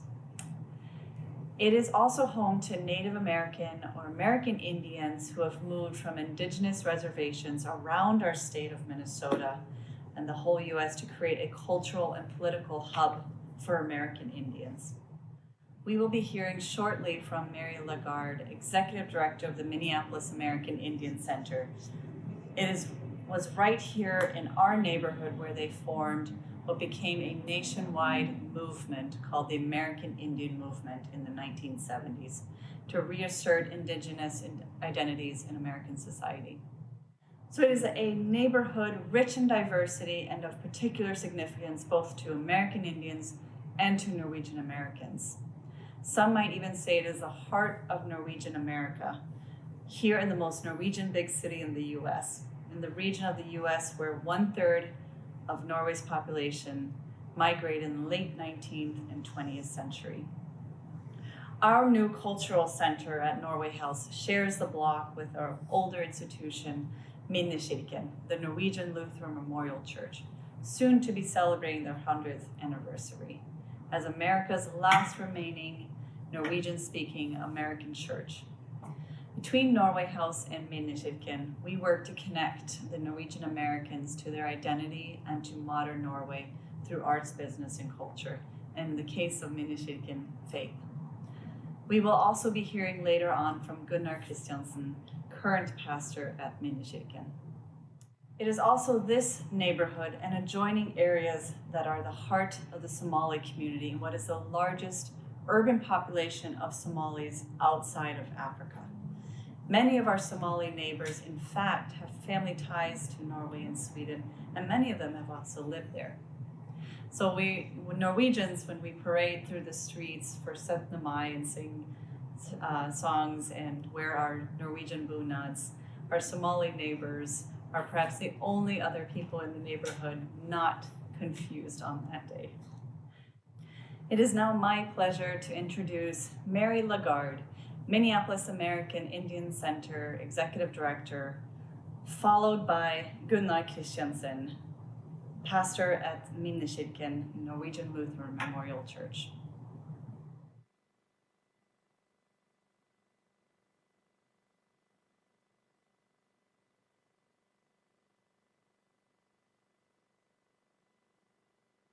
I'll go back a few years.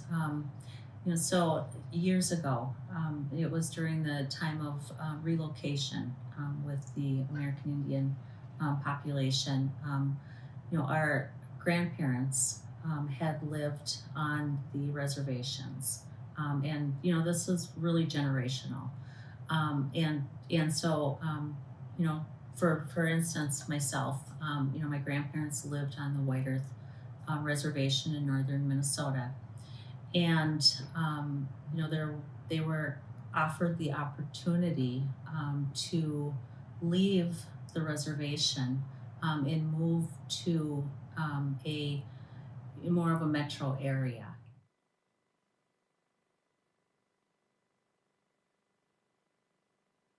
This particular neighborhood, this was the site where a lot of our families moved to. And over the years, this has really become, you'll see the signs out there. It's the American Indian Cultural Corridor. And, you see a lot of our nonprofit organizations in the community that, provide various services for our American Indian population. We have Little Earth of United Tribes, which is not too far away. And that's home to, about 1,000 American Indians in a 9-block area.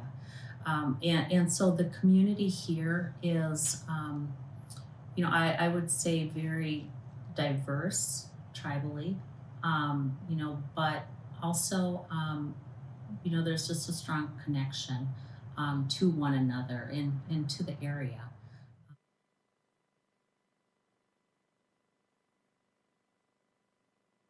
This is where, Minneapolis, St. Paul, this is where the American Indian movement got its start. And,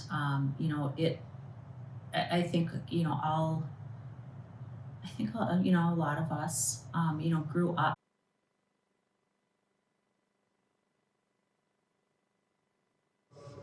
So many people have said that we can talk English in our daily language and in our daily use, but when we pray to God and our religious or spiritual language is our hometown, our home language.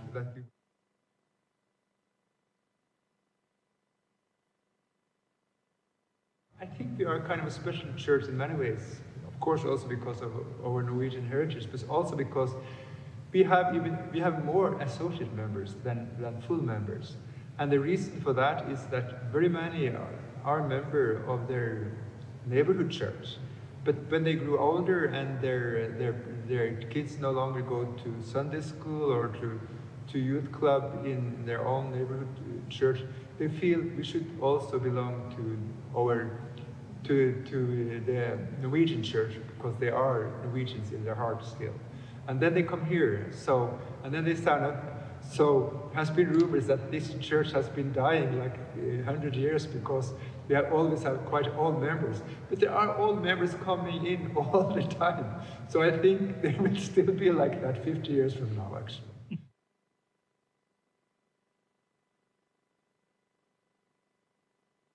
That is so important to strengthen the connections with the indigenous people around here, because Norwegians also have a large group of indigenous people, 6 different groups of Sami populations in Norway.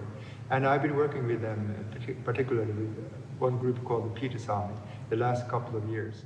This block now, where Norway House, that you represent, and Minneskirken here, will be a very strong community, Norwegian American community. And I think it will be one of the most, maybe the most significant Norwegian American center in the US. Thank you so much for including Norway House and for listening to our presentation today. I hope you've learned something more about our community and our neighbors, and we certainly hope to have you come visit us in the near future and see our new event center here on Franklin Avenue Cultural Corridor. Thank you. Tusen takk.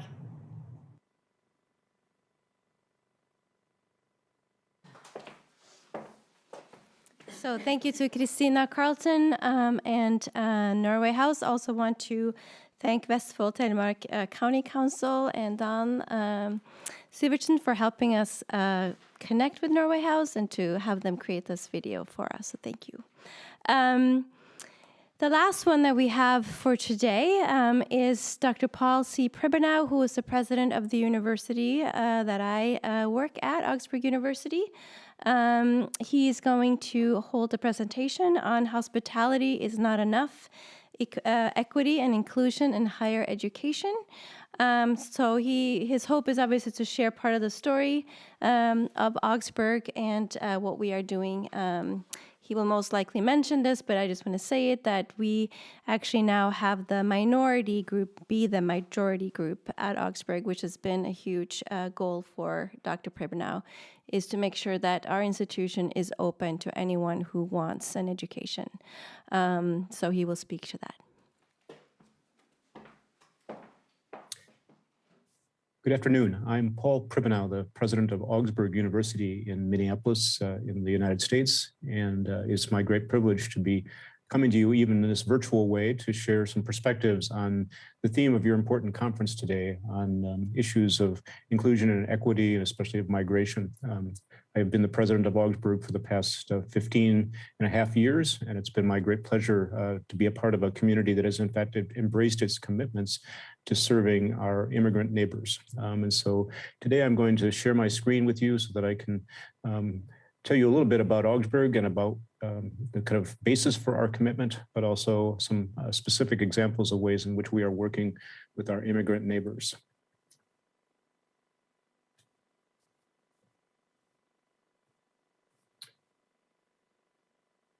I've entitled my presentation today, Hospitality is Not Enough, because in fact, one of the things that we've really learned at Augsburg is the need to go beyond simply welcoming people kind of into our community. We also have to think about our work, our responsibility as an institution, both as individuals as well as a community, in fighting for equity and inclusion, both in higher education and in the kind of broader society.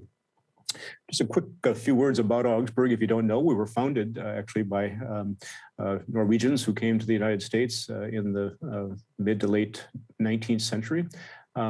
We have been 150 years in the neighborhood called Cedar Riverside, which is actually in the midst of Minneapolis. And we've lived alongside of our neighbors for that 150 years. And in many ways, throughout that 150 years, often our neighbors have been immigrants from different parts of the world, as we were immigrants ourselves when we were first founded, to now where we are surrounded by immigrants from Somalia, from Ethiopia, from Korea, from Vietnam. And so there's kind of an immigrant sensibility as part of our life as a community. We were founded by Norwegians who also happen to be Lutheran Christians, and they picked as their early motto of Augsburg a very familiar verse from the Gospel of John, which says, and the word became flesh. And so we continue to hold that claim as both a theological claim, but also as a practical claim, that is, we are the word made flesh in the world now. And so how are we living out that gospel claim in the ways in which we live as a community with our neighbors?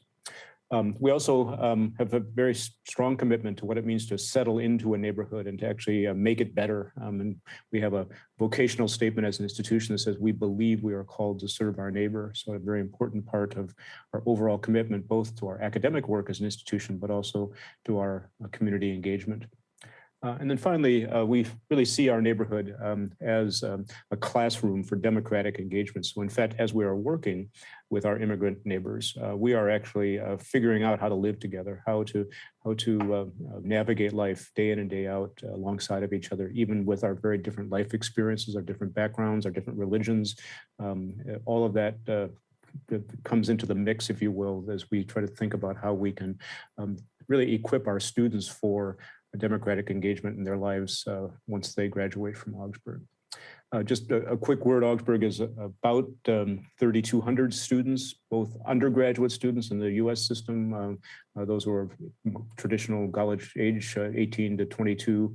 We also have some adult programs for coming back and finishing an undergraduate degree. And then we have 11 different graduate programs now across many different disciplines, social work, nursing, education, business, leadership, fine arts degrees, and the like. So a very interesting mix of academic programs and a very diverse student body that at this point, the undergraduate level, we are more than 60% students who come from communities of color. So we've been transformed over the past 12 or 15 years. And so in many ways, that change in our demographic has challenged us to think about our commitment to equity and inclusion in even more concrete ways.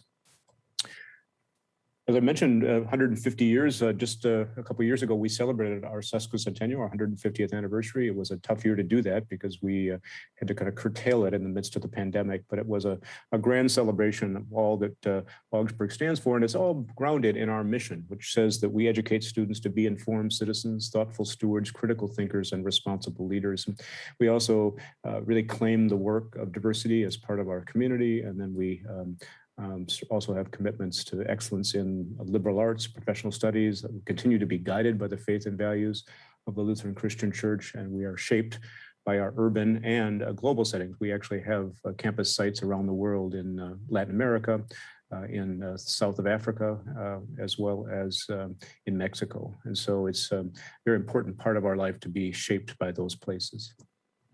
I want to say just a quick word about what grounds our commitment to equity, to inclusion, and to serving our neighbors. And it starts with our faith commitment.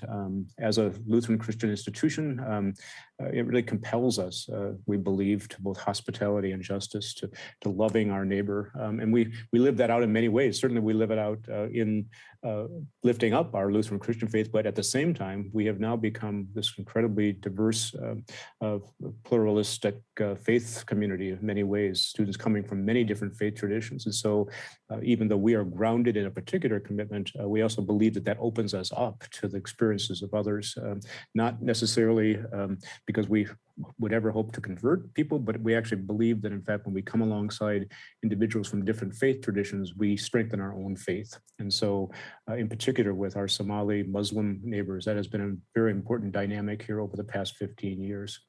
We also have made a commitment to that in many ways. So we have a college chaplain who is Muslim to serve our Muslim students alongside of our Lutheran Christian pastors. And so important part of the kind of spiritual life of our community.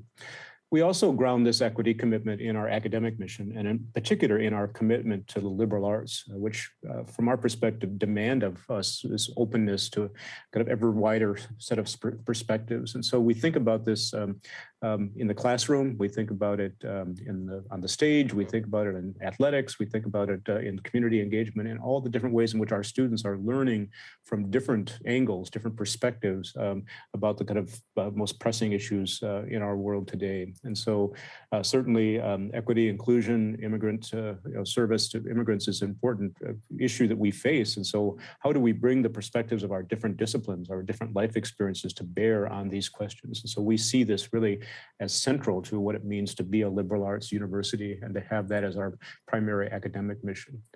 And then finally, we also ground this equity commitment in our belief in democracy. That is that we believe that a democracy actually shaped to travel the road, if you will, together, and to do that with folks who don't necessarily share all of our same experiences and gifts. So that democratic commitment means that in fact our work for equity and inclusion is about making sure that everyone who is on that road of democracy with us has the same opportunities, the same responsibilities as well. And so it's a central part of our work as a university, both on campus and in the broader community. And we live that out in a whole variety of ways. We do a lot of research and writing kind of on this question. And it's also gets played out in our openness and our constant kind of vigilance about what's going on in the demographics of the world. So when you think about this work around migration and serving immigrants, they are an important part of what's happened in our state of Minnesota in terms of our being a resettlement location for them. And so what that means is they come into a community, but yet we still have, as you note here, racial gaps. We still have, despite this, new Americans that have come to our community, we're still struggling with what it means to actually welcome them, but then also help them to be successful. So those are some of the central questions that we take quite seriously as we do our work, with our immigrant neighbors.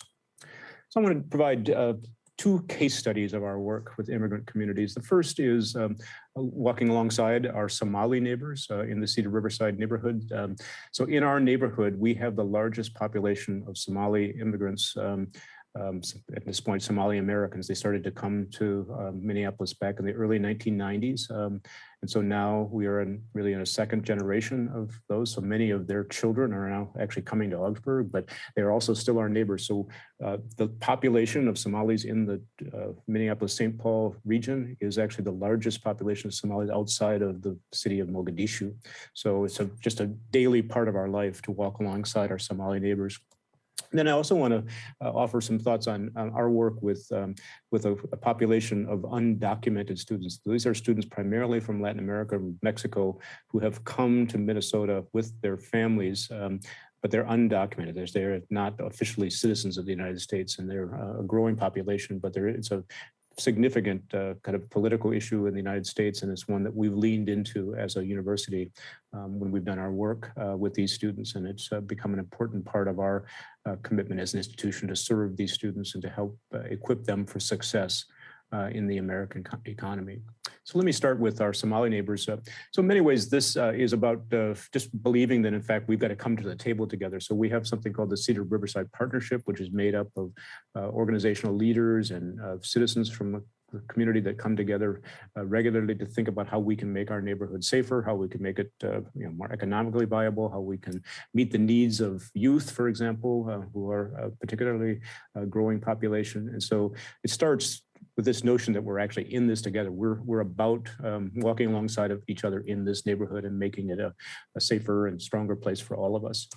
But it's also about student success. So for us, we're a university. We want students to come to us, get a great education. So we also are involved in a whole variety of efforts that are actually creating pipelines, if you will, for our immigrant neighbors to come, maybe to Augsburg, but perhaps to another university. But that commitment reaching back into middle and high school, so back to 12 to 18-year-olds, with something like our Minnesota Urban Debate Program, which specifically our Somali Debate Initiative, which teaches the tactics of debate to students while they're still before they get to college.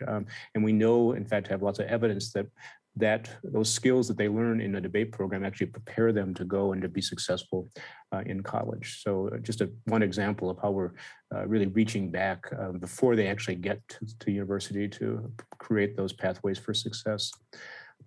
We are also thinking then about what can we do in programs that we run to actually put teachers back in schools who actually look like the immigrants that they are teaching. And that has been a huge challenge. There's a huge gap in Minnesota and actually across the United States in teachers of color. So we have actually developed a program specifically to educate the future teachers who are East African. And so a growing number of these Somalis and others are coming to us for the sake of getting a teacher's license so that they can go back into the schools and teach these immigrant students that are a growing population. And so one of the very specific initiatives, again, that we're undertaking to serve our immigrant neighbors.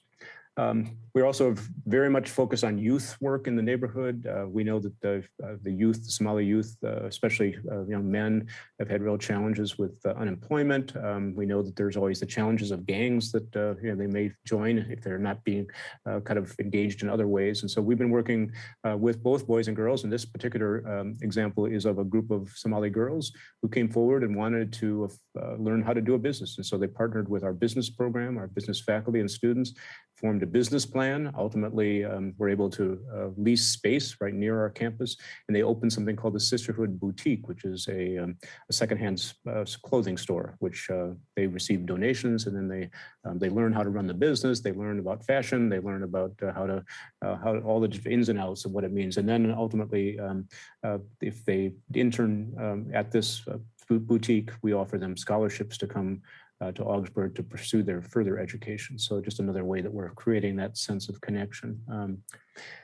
Then I want to say just a little bit about our work with undocumented and DACA, which is the program specifically that President Obama established that actually gave undocumented students a status that allowed them to work and to be able to go to school. And so this is a program that has gone through a lot of changes, and I'm just going to give you a quick sense of the timeline on this. So early on, just shortly after I became president at Augsburg, we knew there were undocumented students. In fact, they were starting to come to us, but of course they couldn't receive any kind of aid outside of what we could offer them. And so we had to make a commitment, and we did, that we believed that these students, with their kind of great ability, that in fact they were going to be important to the economic prosperity of our country going forward. And so we made a commitment to fund them, to bring them to campus. And so for several years, we had wonderful students like the young man featured here, Živý Meza, who actually became the student government president while he was a student at Augsburg. And ultimately, this started also then as we were thinking about this commitment to what it meant to say as an institution that we were committed to students, no matter their national or ethnic origin. So you see their official action taken by our Board of Regents to support those students. And Živý has gone on to law school. And so we start to see examples of these undocumented students who came in a very difficult situation and ultimately were successful at Augsburg and are now doing remarkable things in the world. As we moved forward then, again, DACA was then created in 2012. There is the official name, the Deferred Action for Childhood Arrivals, which allowed them some relief from deportation. In our state, the state government in Minnesota passed what was called the Minnesota DREAM Act, which actually allowed us to make eligible our undocumented students for some state support, state tuition support, which meant that they, more of them were able to come to Augsburg, and we had a growing number of these students coming to us. And then it started to become something which, many organizations were formed to support these students, both while they were still in high school and then moving on to higher education. So this organization, United We Dream, was founded, and just trying to think through all of the barriers that these students potentially faced. And so we were able to be a part of that effort and to, in some ways, strengthen each other's work. But then, of course, what happened in 2016 in the election of Donald Trump put a lot of these efforts that had gone on there for 7 or 8 years really in jeopardy. And so many of us had to kind of be very careful to keep our students safe, because there was the threat that somehow the government might come and find them and deport them.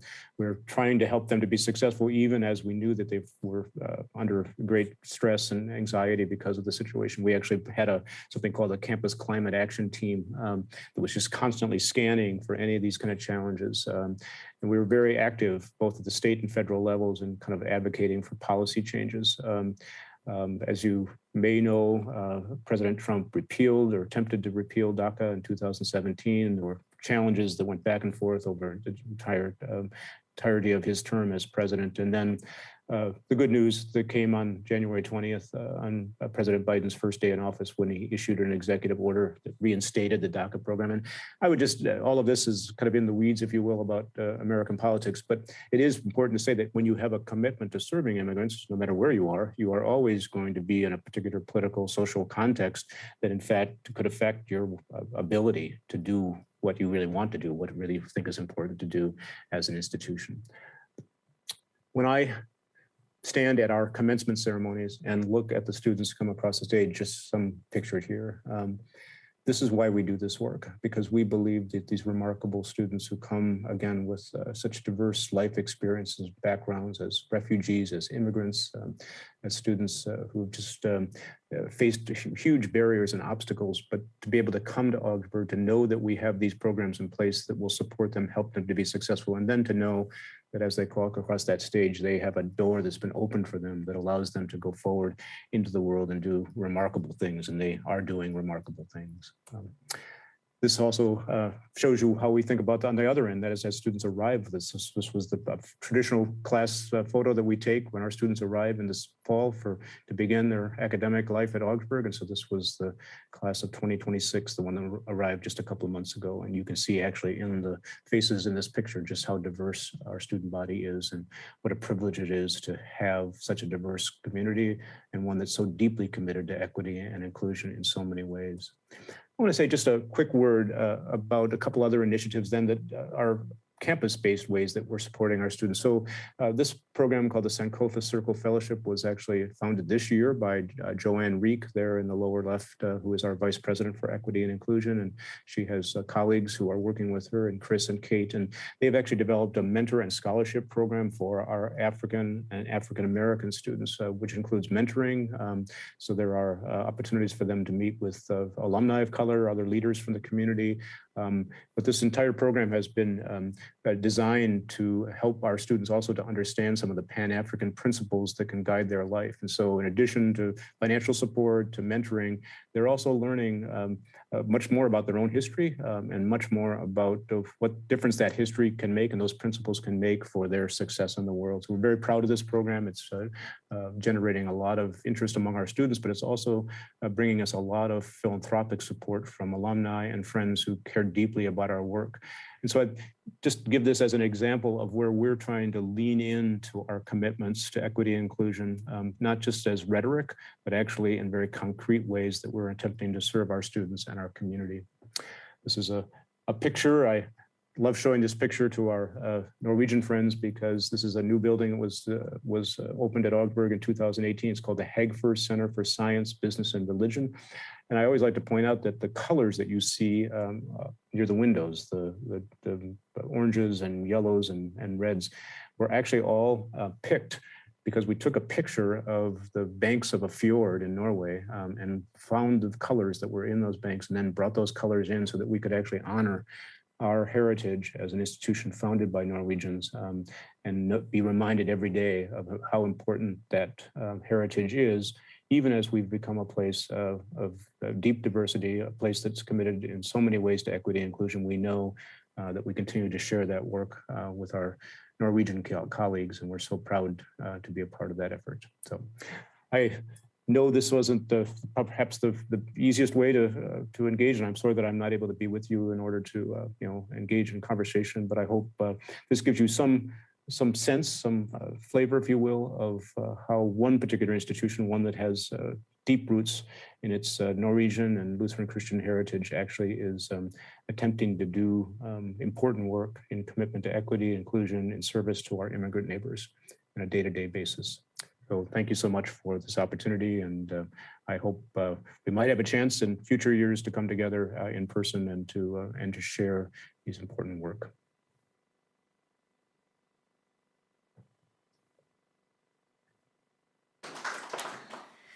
So thank you to Paul. One of the things I just want to say about Paul that amazes me, and he didn't share this, but during commencement, when people come up and grab their diplomas, very commonly, especially from Norway or Europe, we shake hands, right? So the student come up, they grab the diploma, and then we shake hands. And Paul realized that there were a few students that didn't come to commencement because they were women from Islamic background and said, I can't touch you. And so Paul decided, well, I can change because I want you up on that stage. So what he did was saying to all the students, you come up, I'm not going to necessarily touch you, I will give you the diploma, and I'm just going to say, congratulations. And I just feel like that is such a beautiful way of showing that I respect you. I can still congratulate you without needing to show my cultural sort of way of doing things. And I just want to name that because I just think that is such a beautiful story and gives you a perspective really on who Paul Pribbenau is in our community at Augsburg. Another thing I just want to say too is that the acknowledgement of land is something that's big at Augsburg. So in Minneapolis, St. Paul, we have two rivers. We have the Mississippi River and we have the Minnesota River, and they meet. And in the Dakota language, that's called Bedote. And the Dakota people think that they originated from that place, out of the mud. And it's a beautiful place. You should really Google it. It's called Bedote. I think that when two rivers meet, it's called Bedote, no matter where in the world it happens. But it's a very, very beautiful place in our region. And so whenever we have commencement, whenever we have meetings, this is the way that I open up our orientation for international students, is to read out the acknowledgement of whose land we're actually standing on. And it's really just a paragraph, but it's created by an Indigenous student on campus. So we are at the close end of an amazing day. I think our heads are full of new and inspiring thoughts and ideas and research. I think it's important for us, and I will really speak from my own perspective in terms of being a person who has immigrated or immigrated out of Norway, immigrated into the United States, but with a person of enormous privilege. I talked to Beate about this 2 days ago, about what does it meant for you to immigrate to Minneapolis. And in a lot of ways, for me, it's been like I've been welcomed as a royal person because I'm white and because I'm Norwegian. And that is far from how many people experience coming to a new place. So I think that's really important for us to think about as really, really brave people that have to move from their home countries into a new place, how they feel when they come, and what we can do as a community of the world as we're welcoming them either into our country or helping them shepherd to other countries. I'm going to end there. I think that I'm going to give the word to Ambassador Corman first as a thank you, and then we're going to go to Beate, who's going to say something, and then finally our amazing host, Ambassador for the Turkish. So I think we're going to end there. But thank you so much for joining us today, and thank you so much again, Ambassador Knut, for having us in the space. And hopefully on November 10th in 2022, we'll be someplace together again. So thank you.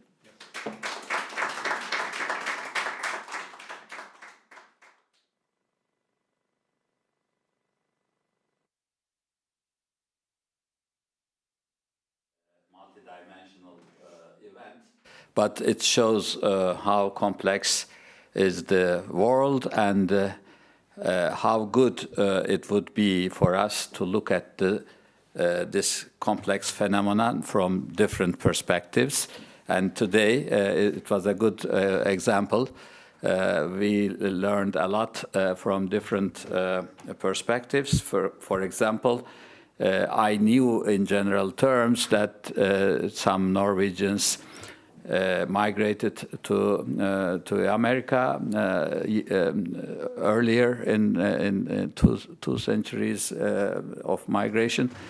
I even remembered in this presentation, the last one that I was watching, I remember one of my colleagues, a U.S. ambassador, my counterpart from U.S. Was telling me, we were chatting after an international meeting in Geneva. He told me that he would spend a couple of more days in Europe going up to Norway. And I asked why. He said that I will go to find my roots in rural Norway. Apparently, he is one of the migrants who went to America much earlier.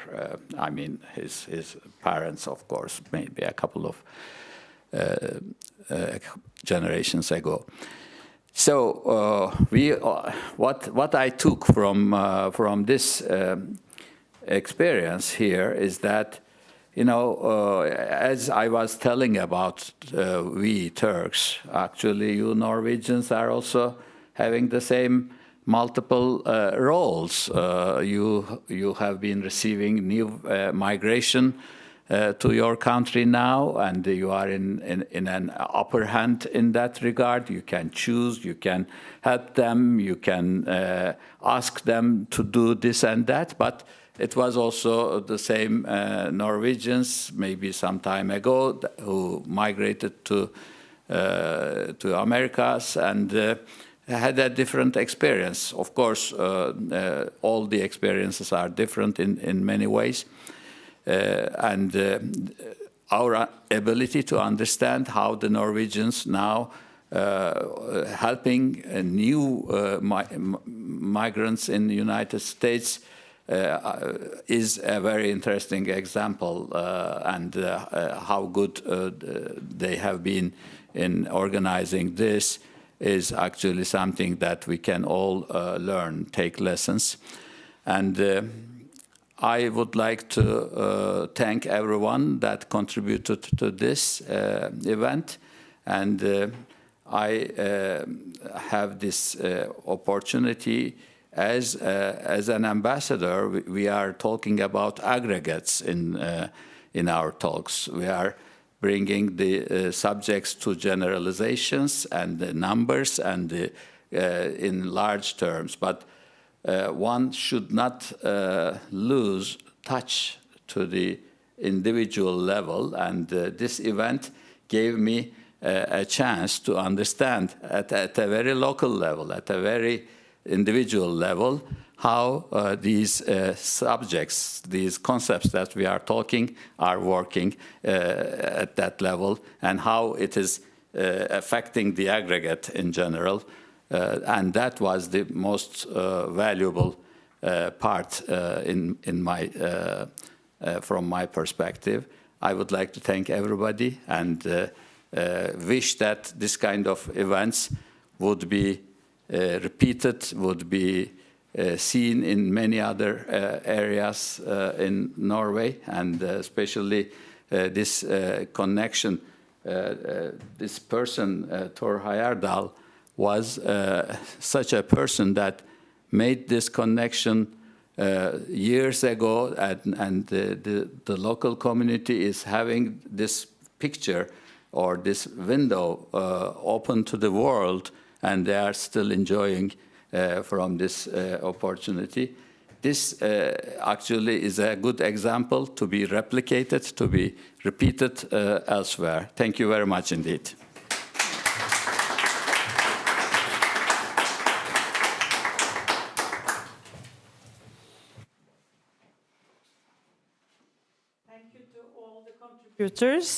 And I must say that I feel so warm in my heart.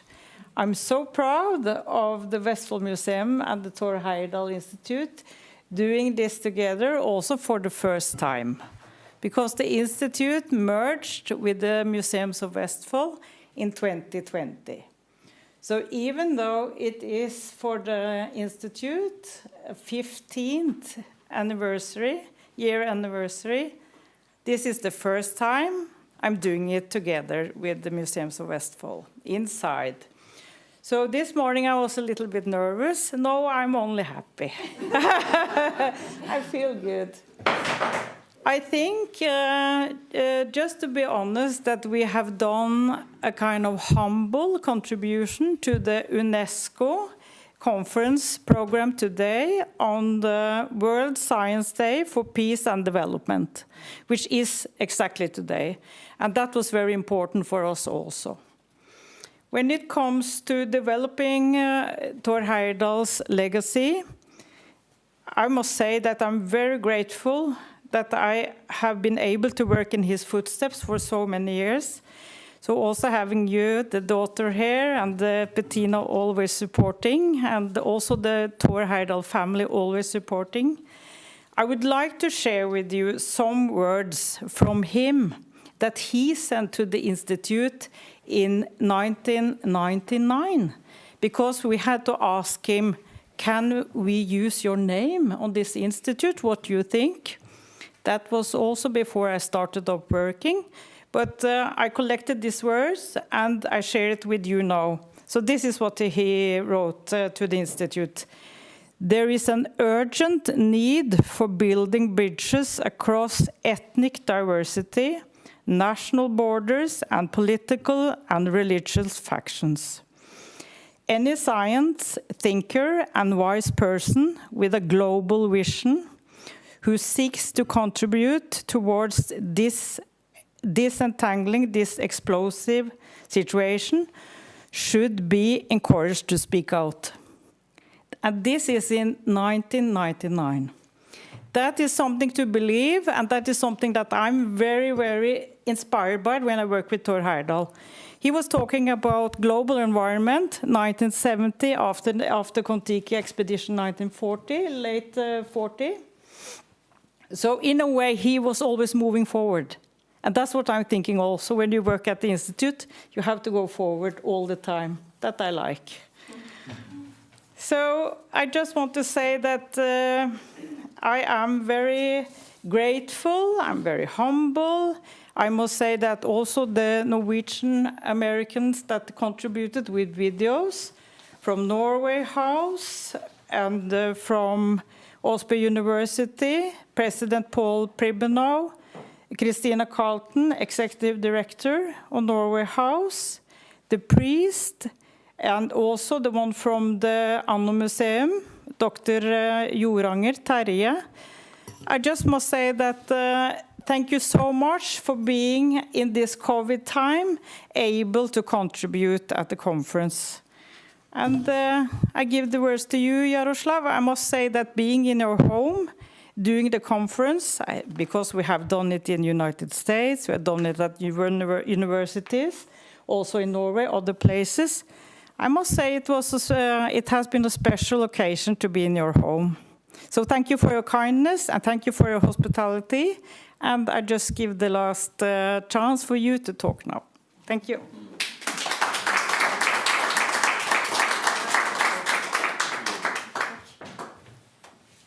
Yes, thanks a lot, Beate. And because all important was already said, I think. And then I have the last task to express my thanks. So my first thanks go to the Beate and Westfold Museum and Thor Heyerdahl's Institute. And of course to the family, to Bettina and Pavel coming from the Czech Republic, despite of the COVID situation, and to all distinguished speakers for fantastic and very, very interesting contributions. And last but not least, to my colleagues from Embassy, for Embassy team, that enable us to be here and that fixed really all matters like food and drinks, and my colleagues made really good job. So I wish all of you good success in the future. I would like to join the words of my distinguished colleague, Ambassador of Turkey, that let's say this very nice tradition of Thor Heyerdahl's legacy will successfully continue in the future. Thank you very much and have a nice day. Thanks a lot.